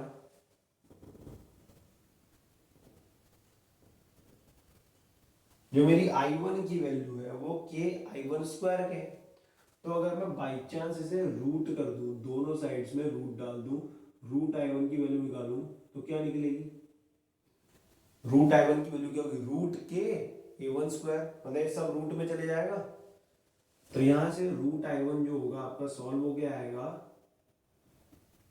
देखो के तो रूट से बाहर नहीं आ पाएगा, पर a1 का स्क्वायर जो है वो स्क्वायर है तो रूट से बाहर आ जाएगा, तो हो जाएगा रूट के a1, रूट के a1। तो रूट i1 की वैल्यू किसके बराबर है, रूट के a1 की। और ऐसे ही आप i2 को अगर रूट के अंदर डाल देते हो, i2 को रूट के अंदर डाल देते हो तो हो जाएगा रूट के अंदर के a2 का स्क्वायर, ठीक है, रूट के अंदर के a2 का स्क्वायर। तो वहां से रूट i2 की वैल्यू क्या आ जाएगी, के तो रूट से बाहर नहीं आ पाएगा पर a2 रूट से बाहर आ जाएगा, रूट के a2। अब ये जो वैल्यू मेरी रूट i2 की आई है वो ये आई है, और रूट i1 की वैल्यू ये आई है। इसे डाल दूंगा मैं इस इक्वेशन में, क्लियर, यहां पर इसका काम है। अब इस इक्वेशन के अंदर intensity of the resultant wave is I.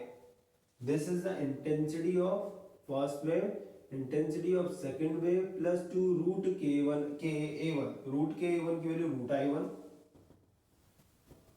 Multiply ये रूट के a2 की वैल्यू क्या है, रूट i2 अभी निकाली है, cos पाई। तो intensity of resultant wave is i1 plus i2 plus 2 root i1 i2 cos pi. समझ में आया? तो यही होती है हमारी intensity of resultant wave in interference of light या Young's double slit experiment. Young's double slit experiment के अंदर हमारी रिजल्टेंट वेव की जो इंटेंसिटी बनती है वो ये होती है, ये क्या हमारी इंटेंसिटी किसकी, resultant wave, intensity of resultant wave. समझ में आया? Interference of light. अब I1 क्या है, intensity of first wave, I2 क्या है, इंटेंसिटी ऑफ सेकंड वेव। अब ये जो इतनी बड़ी सी टर्म ये है, ये क्या है, ये जो बड़ी सी ये टर्म दिख रही है 2 root i1 i2 cos phi, ये क्या है, कंफ्यूजन। ये तो पता है मुझे, ये इंटेंसिटी है फर्स्ट वेव की, ये इंटेंसिटी है सेकंड वेव की, ये इंटेंसिटी है रिजल्टेंट वेव की, ये भी तो कुछ होगा। इसे हम बोलते हैं इंटरफेरेंस टर्म। इसे क्या कहते हैं हम, इंटरफेरेंस टर्म। क्या कहते हैं हम इसे, इंटरफेरेंस टर्म कहते हैं। अब ये इंटरफेरेंस टर्म का बहुत यूज है, इसे हम आगे पढ़ने वाले हैं कंस्ट्रक्टिव और डिस्ट्रक्टिव इंटरफेरेंस के अंदर कि इसका क्या यूज है, क्लियर। जिसे कहते हैं हम इंटरफेरेंस टर्म, और इस इंटरफेरेंस टर्म का हम कंस्ट्रक्टिव और डिस्ट्रक्टिव इंटरफेरेंस के अंदर यूज करने वाले हैं आगे। पहले तो इसे नोट डाउन जरूर कर लो, ठीक है, फिर एक बार इस इंटरफेरेंस टर्म का क्या यूज है वो भी पढ़ लेते हैं।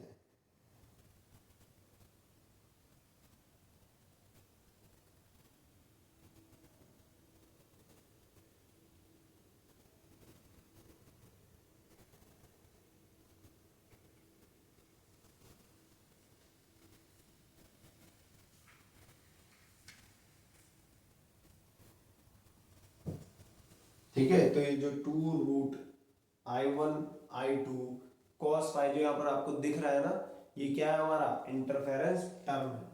बाकी i क्या है, i1 क्या है, i2 क्या है, ये सब आपको पता है। तो हमें क्या चाहिए था, expression of intensity in Young's double slit experiment. क्या मिल गया हमें, इंटेंसिटी का एक्सप्रेशन मिल गया क्या यंग डबल स्लिट एक्सपेरिमेंट के अंदर, मिल गया। ये रहा, निकाला कैसे, ये सारे स्टेप्स फॉलो करके। सबसे पहले y1 y2 this is the displacement of the first wave, displacement of second wave, दोनों वेव्स कोहेरेंट सोर्सेस से बन रही हैं। इन दोनों का अगर कंस्ट्रक्टिव इंटरफेरेंस होगा तो मैं सुपरपोजिशन, सॉरी कंस्ट्रक्टिव इंटरफेरेंस बोलो यहाँ पर, अगर इन दोनों का सुपरपोजिशन होगा तो according to principle of superposition जो रिजल्टेंट वेव का डिस्प्लेसमेंट होगा वो वेक्टर सम होगा इन दोनों का, इन दोनों का वेक्टर सम किया, साइन ए प्लस बी का फॉर्मूला लगा दिया। फिर उसके बाद ये हमने कॉमन लिया और कुछ ऐसा बना, इसको हमने A cos theta, a2 sin phi को हमने a sin थीटा माना। इससे हमें रिजल्टेंट वेव का डिस्प्लेसमेंट भी मिला, और फिर हमें एम्पलीट्यूड चाहिए था तो हमने जो दो टर्म्स लेट करी थी फर्स्ट और सेकंड इक्वेशन में माना था, हमने स्क्वायर करके ऐड भी किया। स्क्वायर करके ऐड करके हमने एम्पलीट्यूड वाली टर्म्स कुछ मिल गई हमें, पर एम्पलीट्यूड नहीं चाहिए था, हमें इंटेंसिटी चाहिए थी। तो intensity is directly proportional to amplitude का स्क्वायर, वो किया, ये सब रिलेशन बनाया, पूरी इक्वेशन थर्ड को हमने k से मल्टीप्लाई किया। फिर हमने यहाँ पर बहुत बच्चों को कंफ्यूजन होता है कि रूट i1 कैसे बना, रूट i2 कैसे बना।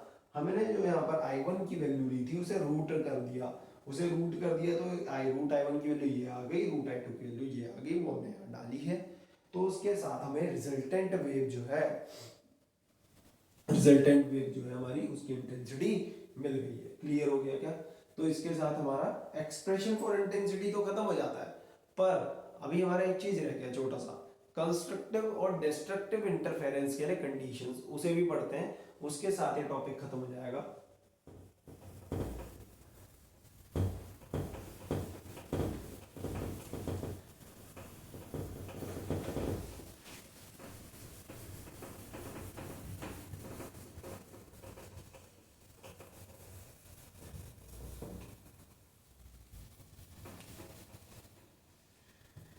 अब यहां पर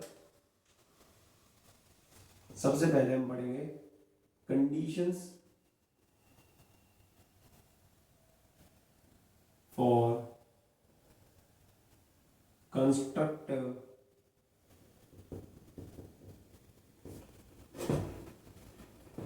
इंटरफेरेंस।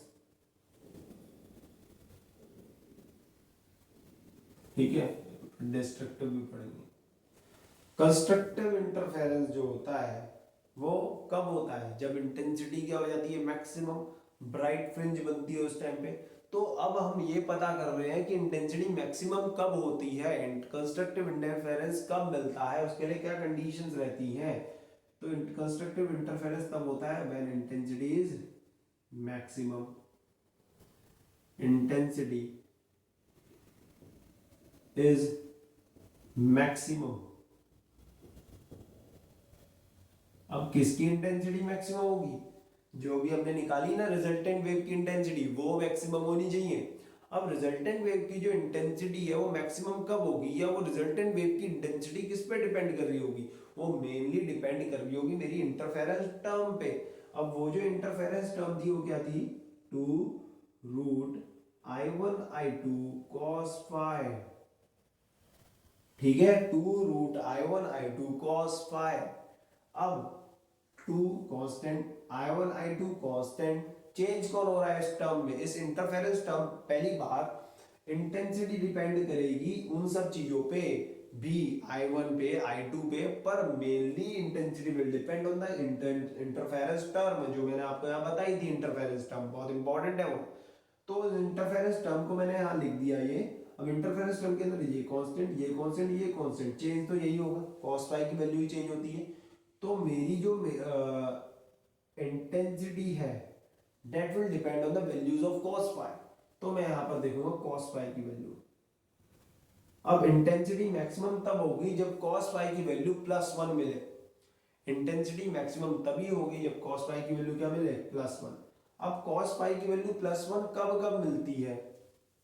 जब phi की वैल्यू 0 हो, और क्या हो, 2π हो, क्या हो, 4π हो, और ऐसे ऐसे इवन मल्टीपल्स चलते रहे।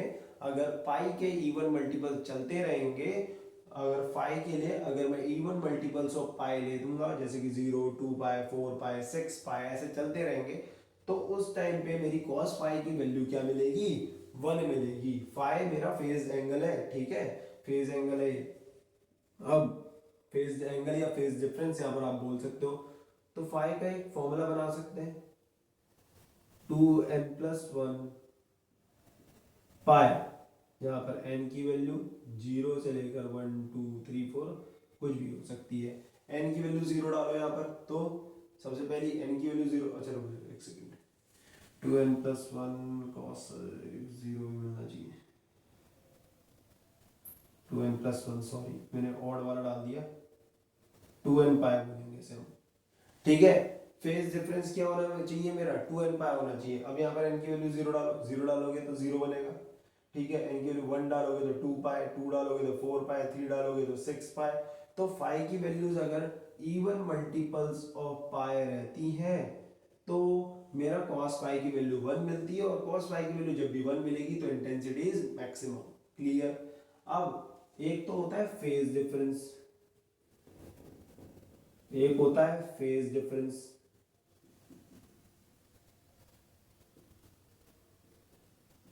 जिसे हम बोलते हैं फाई। और ऐसी एक चीज होती है पाथ डिफरेंस। पाथ डिफरेंस क्या होता है, वो होता है पी। पाथ डिफरेंस ये होता है, ये फेज डिफरेंस होता है। अब हमारा जो पाथ डिफरेंस है और फेज डिफरेंस है, दोनों के बीच में एक रिलेशन है। फाई जो होता है वो होता है 2πp अपॉन लेमडा। एक होता है फेज डिफरेंस, एक होता है पाथ डिफरेंस। तो दोनों के लिए मैं बता रहा हूं, फेज डिफरेंस के लिए ये कंडीशंस हैं, पाथ डिफरेंस के लिए क्या होनी चाहिए वो अब निकालेंगे। तो पाथ डिफरेंस क्या होता है पी, और फेज डिफरेंस और पाथ डिफरेंस के बीच में एक रिलेशनशिप ये है कि फाई फेज डिफरेंस जो होता है वो 2πp अपॉन लेमडा होता है। यहाँ पर पी क्या मेरा फेज डिफरेंस है। अब 2πp अपॉन लेमडा जो है वो किसके बराबर है, फाई के बराबर है। फाई की क्या क्या वैल्यूज थी, 0 थी, कभी 2π थी, कभी 4π थी। तो इसके लिए अगर आप सॉल्व करके पी की वैल्यूज निकालो, ठीक है, तो पहले पी 2πp अपॉन लेमडा को 0 के बराबर करो, तो वहां से पी की वैल्यू पहली 0 मिलेगी। फिर एक बार 2πp अपॉन लेमडा को 2π के बराबर करो, ये कह रहा हूं मैं, 2πp अपॉन लेमडा को अब 2π के बराबर करो, तो 2π से 2π कैंसिल, और पी की वैल्यू क्या मिल जाएगी, लेमडा मिल जाएगी। ऐसे ही फिर आगे आगे करते जाओ। अब 2πp अपॉन लेमडा को 4π के बराबर कर दो, तो यहां से पी की वैल्यू क्या मिलेगी हमें, 4π, नीचे 2π,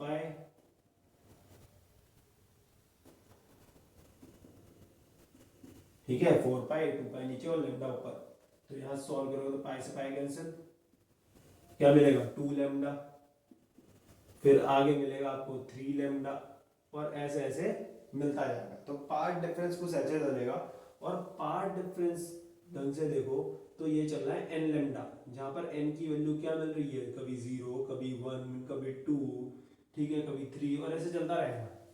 पार्ट डिफरेंस एन लेमडा की फॉर्म में होना चाहिए, और फेज डिफरेंस हमारा किस फॉर्म में होना चाहिए, 2n पाई की फॉर्म में होना चाहिए। तो हमारा जो फेज डिफरेंस है वो क्या मिल चुका है, एन लेमडा। पार्ट डिफरेंस क्या मिल चुका है, 2n पाई। देख रहे हो, फेज डिफरेंस क्या मिला है, n lambda, integral multiple of lambda, जहां पर n की वैल्यूज 0, 1, 2, 3 ये हो सकती है। तो हम यहाँ पर क्या बता सकते हैं, अब हम यहाँ पर कंडीशन लिख सकते हैं, for constructive interference, for constructive interference, for constructive interference के लिए फेज डिफरेंस क्या होगा हमारा, फेज डिफरेंस क्या होगा हमारा, E1 multiple of pi. Phase difference is E1 multiple of pi, E1 multiple of pi, pi का E1 डिफरेंस, पाई का E1 multiple, and path difference का क्या रिलेशनशिप है, path difference is integral, path difference is integral integral multiple of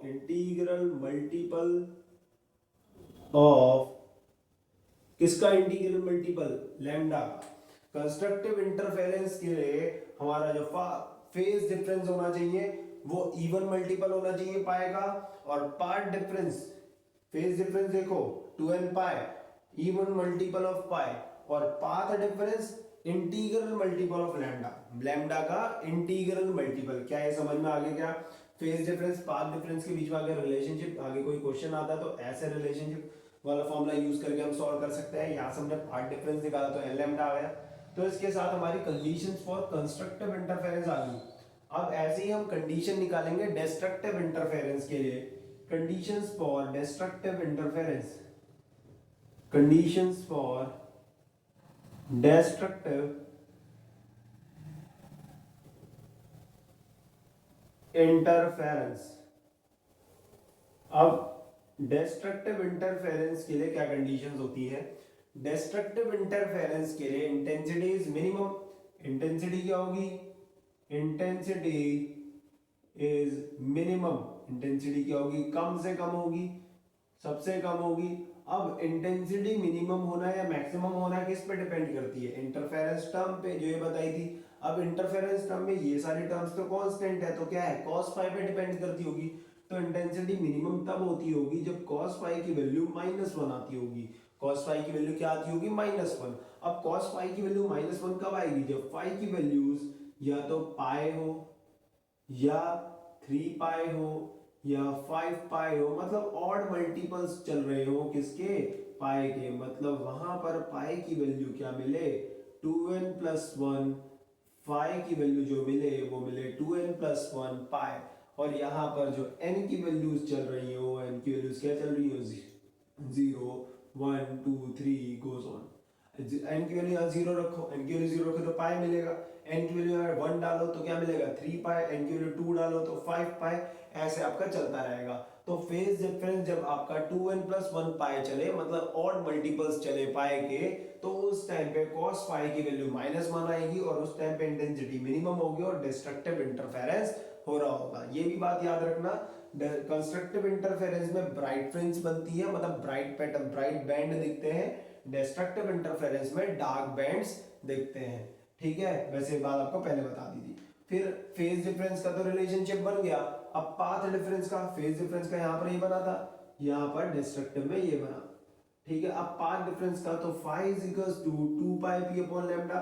phase difference और path difference के बीच में relationship ये होता है, ये हमारा फेज डिफरेंस और पाथ डिफरेंस के बीच का रिलेशनशिप है। तो फेज डिफरेंस की वैल्यूज क्या क्या थी, 2 पाई पी अपॉन लैम्डा की वैल्यू किसके बराबर है, फाई के, और फाई की क्या क्या वैल्यूज थी, फाई 3 पाई 5 पाई ये सब थी ना। तो फाई 3 पाई 5 पाई ये सारी वैल्यूज के बराबर रखो और सॉल्व करो। यहाँ से एक बार आप p की वैल्यू निकालो, तो पहले जब आप इसको बराबर करोगे किसके, 2 पाई पी अपॉन लैम्डा को पाई के बराबर करना, तो पाई से पाई कट जाएगा, लैम्डा अपॉन 2 आ जाएगी p की वैल्यू। ठीक है, फिर ऐसे ही एक बार 2 पाई पी अपॉन लैम्डा को 3 पाई के बराबर करना, तो 5 से 5 कटेगा, 3 लैम्डा बाय 2 आ जाएगी, फिर आएगी 5 लैम्डा बाय 2, इसकी वैल्यूज ये चलती रहेंगी, 5 लैम्डा बाय 2, फिर आएगी 7 लैम्डा बाय 2 और ऐसे चलती रहेगी। मतलब p के लिए भी एक जनरल टर्म बना देते हैं। p के लिए जनरल टर्म बन सकती है यहाँ पर 2n+1 लैम्डा बाय 2। क्या बोल सकते हैं, पार्ट डिफरेंस का रिलेशन चलेगा 2n+1 लैम्डा बाय 2 का। 2n+1, अब यहाँ पर n की वैल्यू क्या क्या ले सकते हो आप, n की वैल्यू आप ले सकते हो यहाँ पर 0 1 2 3 एंड गोज ऑन। अगर n की वैल्यू 0 रखो यहाँ पर तो लैम्डा बाय 2 मिल रहा है, देख लो पहली वैल्यू। n की वैल्यू यहाँ 1 डालो, n की वैल्यू 1 डालोगे तो क्या मिलेगा, 3 लैम्डा बाय 2 सेकंड वैल्यू। ठीक है, 3 लैम्डा बाय 2 सेकंड वैल्यू, फिर उसके बाद n की वैल्यू यहाँ पर 2 डालो, तो 2 डालोगे तो 5 लैम्डा बाय 2 ये थर्ड वैल्यू मिलेगी। तो ऐसे ही आगे आगे डालते रहोगे तो मिलेगी। और एक और बात मैं यहाँ पर बता देता हूँ, कभी कभार कोई कोई टीचर ऐसे भी बताता जाए या कोई कोई बुक्स में ये पार्ट डिफरेंस जो होता है वो ऐसा लिखा आ सकता है 2n-1 lambda by 2, 2n-1 lambda by 2, तो वो भी सेम यही चीज रहेगी, इन दोनों में कोई अंतर नहीं है। अंतर क्या है, अंतर यह है कि इस केस में आप n की वैल्यू 0 नहीं ले पाओगे, यहाँ पर n की वैल्यू 1 से शुरू होंगी। ठीक है, क्योंकि n की वैल्यू यहाँ पर अगर आप 0 डाल दोगे तो ये माइनस लैम्डा बाय 2 आएगा, जो कि यहाँ पर पॉसिबल नहीं है। यहाँ पर n की वैल्यू 1 से शुरू करोगे, 2-1 n की वैल्यू 1 डालोगे, 2-1 कितना आ जाएगा, लैम्डा बाय 2। n की वैल्यू 2 डालना है इसमें, 3 लैम्डा बाय 2, n की वैल्यू यहाँ पर 3 डालना, 5 लैम्डा बाय 2। वैल्यूज यही मिलेंगी, वैल्यूज यही मिलेगी। अगर आप पार्ट डिफरेंस कुछ ऐसा लिखना चाहते हो तो उसके लिए n की वैल्यूज ये लेना। अगर पार्ट डिफरेंस कुछ ऐसे फॉर्म में लिखा हुआ है दूसरी बुक्स में या कोई और आपको ऐसे बता रहा है तो वो भी सही है, बस वहां पर n की वैल्यूज 0 से नहीं लेनी, 1 से शुरू करनी है लेनी। क्लियर, ऐसे यहां पर भी आपका फेज डिफरेंस ऐसे लिखा जा सकता है, यहां पर भी फेज डिफरेंस लिखा जा सकता है 2n-1 लैम्डा, सॉरी 2n-1 पाई लिखा जा सकता है। और अगर ऐसा लिखा गया है तो वहां पर n की वैल्यू 0 से मत शुरू करना, बस जब भी यहां पर माइनस लगाया हुआ है 2n-1 n की वैल्यू 0 से शुरू नहीं होगी, क्योंकि 0 लेंगे तो यहाँ पर 5 माइनस में आने लगेगा। क्लियर है क्या, तो n की वैल्यू 1 से शुरू करेंगे, n की वैल्यू 1 डालो इसमें तो 2-1 पाई मिल रहा है, n की वैल्यू 2 डालो तो क्या मिलेगा, 3 पाई मिलेगा, 3 डालो तो 5 पाई ही मिलेगा। बस इतना समझो कि इसको फेज डिफरेंस ऐसा भी लिख सकते हो, ऐसा भी। ऐसा लिखोगे तो इनकी वैल्यू 0 से शुरू करना, ऐसा लिखोगे तो इनकी वैल्यूज 1 से शुरू करनी है, ये बात बस। ऐसे ही इसमें पार्ट डिफरेंस का रिलेशन ये भी हो सकता है, पार्ट डिफरेंस का रिलेशन ये भी हो सकता है। पर अगर आप रिलेशन ये वाला यूज करो प्लस वाला, तो वहां पर n की वैल्यू 0 से यूज करना। अगर आप माइनस वाला रिलेशन यूज कर रहे हो तो n की वैल्यू 1 से शुरू करना। क्या ये बात समझ में आ गई? तो डिस्ट्रक्टिव इंटरफेरेंस के लिए phase difference this and path difference is this, मतलब यहाँ पर डार्क फ्रिंज बनेगी। तो क्या कंडीशन लिख देंगे जनरल, जैसे कंस्ट्रक्टिव इंटरफेरेंस के लिए लिखी वैसे डिस्ट्रक्टिव इंटरफेरेंस के लिए लिख देते हैं। For destructive interference, destructive interference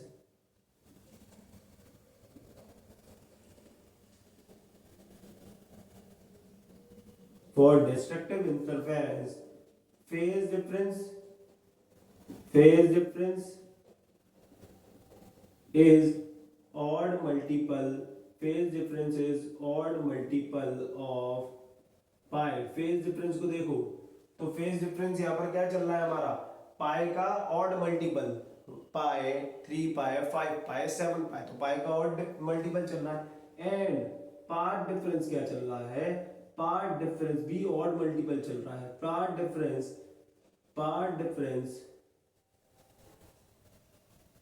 is odd multiple, किसका, is odd multiple of lambda upon 2।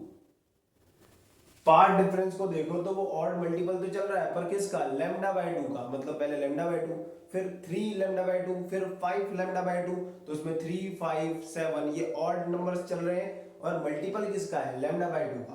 तो डिस्ट्रक्टिव इंटरफेरेंस के लिए फेज डिफरेंस ऑड मल्टीपल होता है पाई का, और पार्ट डिफरेंस ऑड मल्टीपल होता है लैम्डा बाय 2 का। क्लियर हो गया?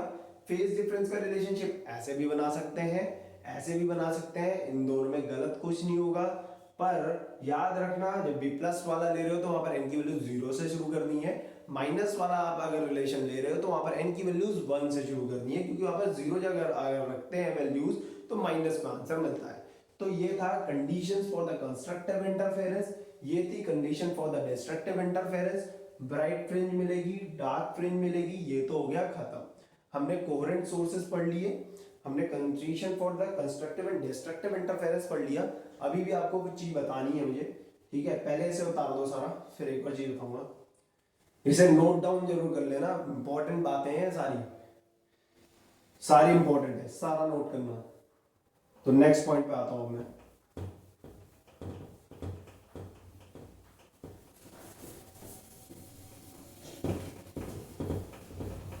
अब जो नेक्स्ट चीज मैं आपको बताने वाला हूं वो ये बता रहा हूं कि इंटरफेरेंस तो हमने पढ़ लिया यंग्स डबल स्लिट का, यंग्स डबल स्लिट का इंटरफेरेंस पढ़ लिया, पर हमने इसमें ये मेन चीज ये पढ़ी कि कोहेरेंट सोर्सेज होना जरूरी है।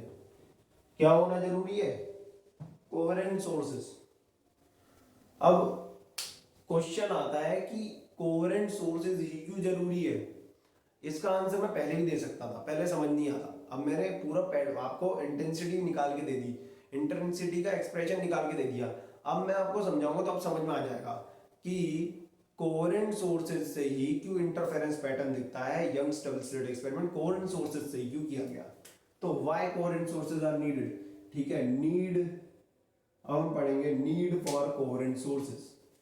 कोहेरेंट सोर्सेज की क्या जरूरत है? Need for coherent sources.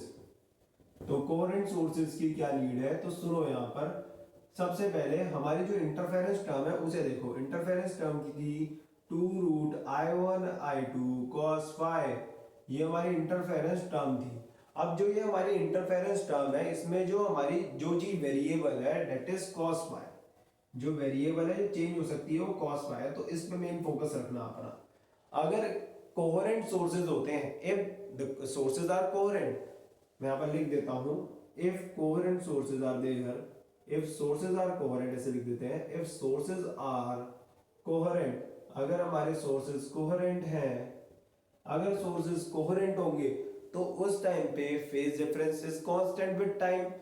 If sources are coherent, then phase difference is constant. Phase difference तो कांस्टेंट रहेगा. एक पर्टिकुलर टाइम पे तो फेज डिफरेंस मुझे कांस्टेंट ही मिलेगा. क्लियर. तो phase difference is constant in a particular interval of time. Clear. अब phase difference constant तो कभी कभी फेज डिफरेंस -1 की वैल्यू मिल रही होगी, कभी कभी +1. ठीक है. Phase difference constant. अब आप बोलोगे तो जब मैंने शुरू में बताया था तो वहां पर जीरो भी वर्ड यूज किया था. तो फेज डिफरेंस जो जीरो वाली बात है, फाई की वैल्यू अगर मैं जीरो लूंगा तो cos जीरो की वैल्यू जो होती है वो 1 ही मिलती है. तो वो इसी में ही इंक्लूड हो जाएगा कि फेज डिफरेंस कभी 1 मतलब cos पाई की वैल्यू कभी 1 आ सकती है, वो जीरो फेज डिफरेंस के लिए भी 1 आ सकती है. ठीक है. तो और कांस्टेंट फेज डिफरेंस के लिए भी cos पाई की वैल्यू कभी कभी 1 आ जाती है. क्लियर. तो अगर हमारा फेज डिफरेंस कांस्टेंट है या जीरो है तो उस टाइम पे cos पाई की वैल्यू कभी 1 आ जाती है, कभी -1 आती है. क्लियर. ऐसा तो नहीं है कि अलग अलग वैल्यूज मिलती हैं, हमें दो वैल्यूज मिलती हैं, कभी +1 कभी -1. क्लियर. तो जब +1 मिलती है तो इंटेंसिटी इज मैक्सिमम. ठीक है. when sources are coherent then phase is constant और कभी कभी इंटेंसिटी मैक्सिमम होती है.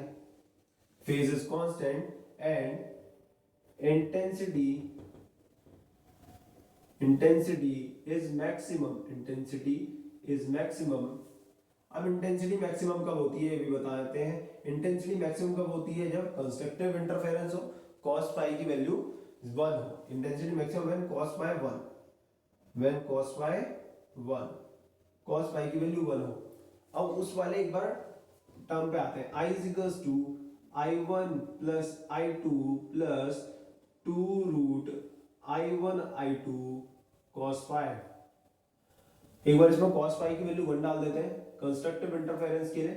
cos पाई की वैल्यू 1 डालोगे तो I is equals to I1 plus I2 plus 2 root I1 I2 इसे लिख सकते हैं. 2 root I1 I2 मल्टीप्लाई में लिख रहा हूँ मैं रूट I1 I2 और इसको ऐसे लिखते हैं. देखो इनको ऐसे लिखते हैं रूट I1 का स्क्वायर, इसे लिखेंगे रूट I2 का स्क्वायर. समझ में आ रहा है. जो I1 था उसे मैंने लिख दिया रूट I1 का स्क्वायर, I2 को रूट I2 का स्क्वायर, इसे लिख दिया 2 रूट I1 रूट I2 और cos फाई की वैल्यू तो 1 होगी कंस्ट्रक्टिव इंटरफेरेंस. तो उस टाइम पे इंटेंसिटी क्या निकल के आ रही है. इंटेंसिटी निकल के आ रही है root I1 plus root I2 का होल स्क्वायर. देख लो a square plus b square plus 2ab a plus b का होल स्क्वायर. तो मैक्सिमम इंटेंसिटी जब कंस्ट्रक्टिव इंटरफेरेंस है तो इंटेंसिटी इज मैक्सिमम और मैक्सिमम इंटेंसिटी कितनी मिलती है. I मैक्स कितनी मिल रही है, वो मिल रही है root I1 plus I2 cos square, sorry root I1 plus I2 का whole square. This is our maximum intensity. ठीक है. तो intensity is maximum when this and intensity is minimum when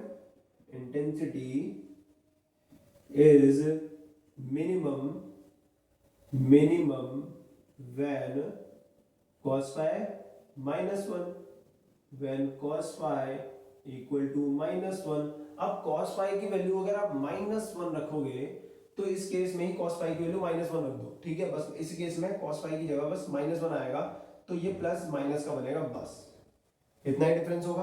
अगर ये माइनस बनेगा तो ये हो जाएगा a माइनस बी का होल स्क्वायर. देख लो a माइनस बी का होल स्क्वायर हो जाएगा. मतलब तो उस टाइम पे when intensity is minimum cos पाई की वैल्यू -1 और इंटेंसिटी उस टाइम पे मिनिमम इंटेंसिटी जो निकल के आती है वो आती है root I1 minus root I2 का होल स्क्वायर. ये मैक्सिमम इंटेंसिटी है, ये मिनिमम इंटेंसिटी है. किसी पॉइंट पे मैक्सिमम इंटेंसिटी मिलेगी, किसी पॉइंट पे मिनिमम इंटेंसिटी मिलेगी. क्यों मिलेगी. क्योंकि कोहेरेंट सोर्सेस थे, फेज डिफरेंस कांस्टेंट रहता था. ठीक है. कोहेरेंट सोर्सेस थे, फेज डिफरेंस कांस्टेंट रहता था. किसी पॉइंट पे इंटेंसिटी मैक्सिमम मिल जाती थी क्योंकि cos फाई की वैल्यू किसी पॉइंट पे 1 आ जाती थी और किसी पॉइंट पे इंटेंसिटी मैक्सिमम मिल जाती थी क्योंकि किसी पॉइंट पे cos फाई की वैल्यू -1 आ जाती थी. इसी वजह से इंटरफेरेंस पैटर्न दिखा. कहीं पे डार्क, कहीं पे ब्राइट, कहीं पे डार्क, कहीं पे ब्राइट दिखी. इसे ही इंटरफेरेंस पैटर्न कहते हैं. इसी रीजन से तो इंटरफेरेंस पैटर्न दिख पाया. कहीं पे मैक्स इंटेंसिटी, कहीं पे मिनी इंटेंसिटी, है ना. कहीं पे मैक्सिमम, कहीं पे मिनिमम इंटेंसिटी की वजह से ही तो इंटरफेरेंस दिखता है. तो इंटरफेरेंस पैटर्न में कोहेरेंट सोर्सेज का होना जरूरी है. ये पॉइंट आपको समझ में आ गया होगा. अब मैं दूसरा पॉइंट जो बताऊंगा वहां से तो आपको क्लियर ही हो जाएगा कि कोहेरेंट सोर्सेज क्यों जरूरी होते हैं। सुनो, ठीक है। If phase difference is variable with time, मतलब अगर कांस्टेंट हमारा फेज डिफरेंस नहीं है, वो वेरिएबल है, मतलब सोर्सेज कोहेरेंट नहीं है। इफ फेज डिफरेंस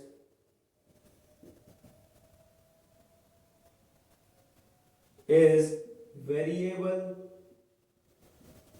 ठीक है, अगर फेज डिफरेंस वेरिएबल है और टाइम के साथ साथ बदलता जा रहा है, ठीक, अगर फेज डिफरेंस वेरिएबल है, टाइम के साथ साथ बदलता जा रहा है, मतलब कॉस फाई की जो वैल्यू होगी, मेन फोकस इस पे करते हैं, कॉस फाई की जो वैल्यू होगी वो तो कभी +1 -1, वो तो एक पूरी वो कभी पॉजिटिव वैल्यू मिलती है, कभी नेगेटिव वैल्यू मिलती है। इसकी अगर कॉस फाई का ग्राफ देखो तो कुछ ऐसा ग्राफ मिलता है इसका, ठीक है, इसका कुछ ऐसा ग्राफ मिलता है। कंप्लीट साइकिल बनाओ तो इसकी कंप्लीट साइकिल कुछ ऐसी दिखती है। ये इसकी एक कंप्लीट साइकिल है 360 डिग्री, ठीक है, ये हो गया 0, ये पाई बाय 90 डिग्री, ये हो गया हमारा 180 डिग्री, ये हो गया 270 डिग्री, और ये कितना हो जाएगा हमारा 180 डिग्री, 270 डिग्री, और ये 360 डिग्री पे ये होता है। तो पूरे 360 डिग्री एक कंप्लीट साइकिल में इसका ये कभी ये पॉजिटिव वैल्यूज रहती है, कभी नेगेटिव रहती है, फिर दोबारा पॉजिटिव हो जाती है, तो इसकी कभी पॉजिटिव और कभी नेगेटिव वैल्यू मिलेगी। तो एवरेज वैल्यू कॉस फाई की क्या होगी? अगर फेज डिफरेंस वेरिएबल हुआ, कोहेरेंट सोर्सेज नहीं है, मतलब फेज डिफरेंस वेरिएबल का मतलब है इनकोहेरेंट सोर्सेज में ले रहा हूं, इनकोहेरेंट सोर्सेज में ले रहा हूं, इनकोहेरेंट सोर्सेज अगर मैं ले रहा हूं तो उस टाइम पे कॉस फाई की वैल्यू ऐसी वैल्यूज लेंगी, कभी पॉजिटिव वैल्यूज हो सकती है, कभी नेगेटिव हो सकती है, वो भी ऐसी, ऐसा नहीं कभी पर्टिकुलर +1 ही मिल रही है, पर्टिकुलर -1 ही मिल रही है, ये तो बस कोहेरेंट सोर्सेज में ही मिलती हैं। तभी इंटेंसिटी कहीं पे ज्यादा, कहीं पे कम, सबसे ज्यादा कहीं पे सबसे ज्यादा, कहीं पे सबसे कम मिलती है, ब्राइट और डार्क बैंड्स दिखते हैं। पर इस केस में तो हमारी कॉस फाई की वैल्यू वेरिएबल है, कुछ ऐसी वेरिएबल वैल्यू होगी। तो so average value of cos phi, अगर मैं cos फाई की एवरेज वैल्यू निकाल लूं यहां पर तो कितनी मिलेगी? 0 मिलेगी। पूरे कंप्लीट साइकिल में इसकी एवरेज वैल्यू निकाल लो, जितनी प्लस में है उतनी नेगेटिव मिलेगी, पूरे साइकिल एवरेज वैल्यू 0 मिलती है cos फाई की। तो एवरेज वैल्यू क्या आ गई इसकी? 0। अगर एवरेज वैल्यू मैं इस टर्म में cos फाई की वैल्यू 0 रख दूं, तो cos फाई की वैल्यू जब मैं इस टर्म में रखूंगा 0, तो मेरी जो रिजल्टेंट इंटेंसिटी मिलेगी वो बस I1 + I2 मिलेगी। मेरी जो रिजल्टेंट इंटेंसिटी मिलेगी वो बस क्या मिलेगी? तो हमारी जो रिजल्टेंट इंटेंसिटी मिलेगी वो मिलेगी I1 + I2 बस, क्योंकि उस टाइम पे cos फाई की वैल्यू क्या हो जाएगी? For the complete cycle value of cos phi is 0 because there is incoherent sources, क्योंकि वहां पर सोर्सेज कैसे हैं? इनकोहेरेंट है।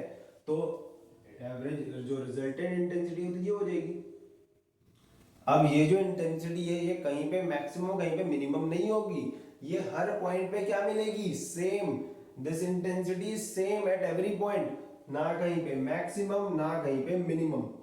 तो हमें हर जगह एक ही जैसी इंटेंसिटी अगर दिखेगी तो कहीं पे ब्राइट फ्रिंज दिखेगी, कहीं पे ब्राइट बैंड दिखेगा, कहीं पे डार्क बैंड दिखेगा, नहीं दिखेगा। सब जगह एक ही जैसी लाइट पड़ती हुई दिखेगी, क्योंकि इंटेंसिटी इज दिस, ये इंटेंसिटी हर जगह होगी। अगर यही इंटेंसिटी होगी, कहीं पे मैक्सिमम नहीं होगी, कहीं पे मिनिमम नहीं होगी, तो हमें ब्राइट और डार्क बैंड्स दिखेंगे। No bright and dark bands, no bright and dark bands.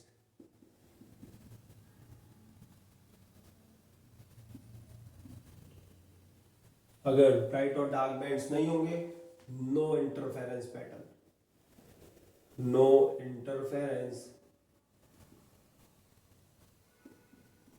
Pattern, तो हमें कोई इंटरफेरेंस पैटर्न भी नहीं दिखेगा। क्या ये बात समझ में आ गई कि अगर हमारे सोर्सेज इनकोहेरेंट हैं तो इनकोहेरेंट सोर्सेज के लिए हमारी cos फाई की एवरेज वैल्यू 0 आएगी, क्योंकि यहाँ पर फेज डिफरेंस कांस्टेंट नहीं वेरिएबल है, तो हम cos फाई की ये वाली वैल्यूज लेंगे over complete cycle. Value cos phi 0, अगर cos फाई की वैल्यू मैं 0 यहाँ रखता हूं तो मेरे पास I की वैल्यू बस I1 + I2 मिलेगी, और इंटेंसिटी हर पॉइंट पे यही होगी। फिर हर पॉइंट पे स्क्रीन पे हर जगह इंटेंसिटी इतनी ही पड़ रही होगी इनकोहेरेंट सोर्सेज के लिए, और इनकोहेरेंट सोर्सेज के लिए अगर हर पॉइंट पे इंटेंसिटी यही बढ़ रही होगी मतलब इंटेंसिटी इज यूनिफॉर्म। यहाँ पर मेन पॉइंट क्या मैं बताना चाह रहा हूँ, इंटेंसिटी इज यूनिफॉर्म। इंटेंसिटी क्या हो जाएगी, यूनिफॉर्म हो जाएगी, बराबर हो जाएगी हर पॉइंट पे।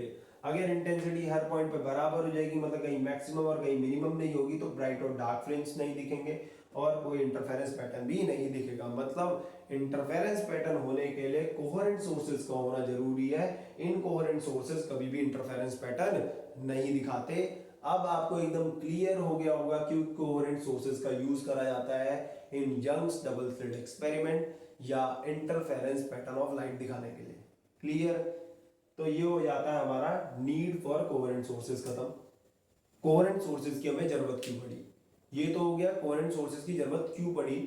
अब एक पॉइंट और मेरे को इसमें बताना है आपको कि कोहेरेंट सोर्सेज बनाने के लिए हम जो लाइट यूज करते हैं, जो सोर्स यूज करते हैं, वो मोनोक्रोमेटिक लाइट का सोर्स यूज करते हैं। क्यों करते हैं ऐसे समझ लो। मोनोक्रोमेटिक का मतलब होता है, मोनोक्रोमेटिक सोर्स वो होता है जो कि एक ही कलर की लाइट दे, सिंगल कलर की लाइट दे। क्योंकि अगर आप मोनोक्रोमेटिक सोर्स यूज नहीं करते, ये पॉइंट रहेगा तो पीछे स्किप हो गया हो कहीं, ठीक है, तो हम जो सोर्स यूज कर रहे थे ना वो यंग्स डबल स्लिट एक्सपेरिमेंट में, that source is monochromatic source of light। Monochromatic source of light का मतलब क्या मैं यहां बता देता हूं, ये समझ में आ गया नीड फॉर कोहेरेंट सोर्सेज।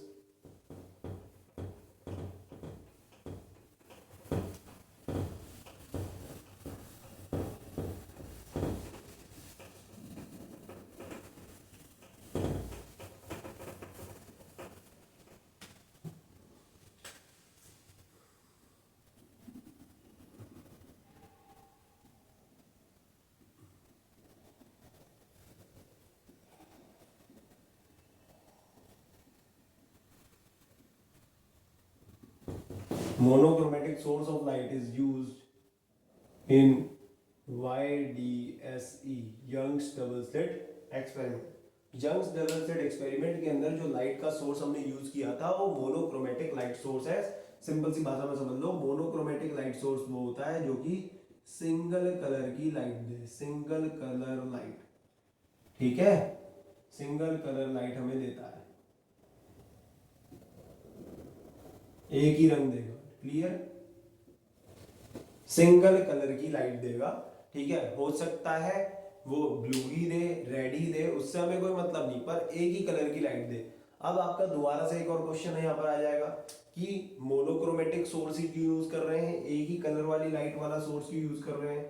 क्योंकि अगर हम ऐसा सोर्स यूज करेंगे जिसके अंदर डिफरेंट डिफरेंट हमारे क्या होंगे, लाइट सोर्सेज होंगे, डिफरेंट डिफरेंट कलर के लाइट्स होंगी, तो वहां पर वेवलेंथ चेंज हो जाएगी, फ्रीक्वेंसी चेंज हो जाएगी, और फ्रीक्वेंसी चेंज होगी तो सोर्सेज कोहेरेंट नहीं होंगे, क्योंकि फ्रीक्वेंसी चेंज नहीं होनी चाहिए ना।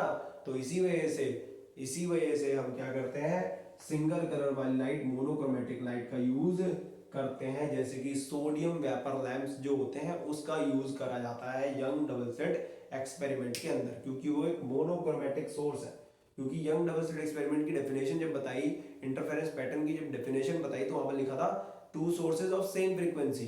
अगर मोनोक्रोमेटिक सोर्स है तो फ्रीक्वेंसी सेम रहेगी क्योंकि एक ही कलर की लाइट आ रही होगी। मोनोक्रोमेटिक सोर्सेज नहीं होंगे तो फ्रीक्वेंसी सेम नहीं होगी, एक ही कलर की लाइट नहीं आएगी। तो एक तो ये पॉइंट हो गया।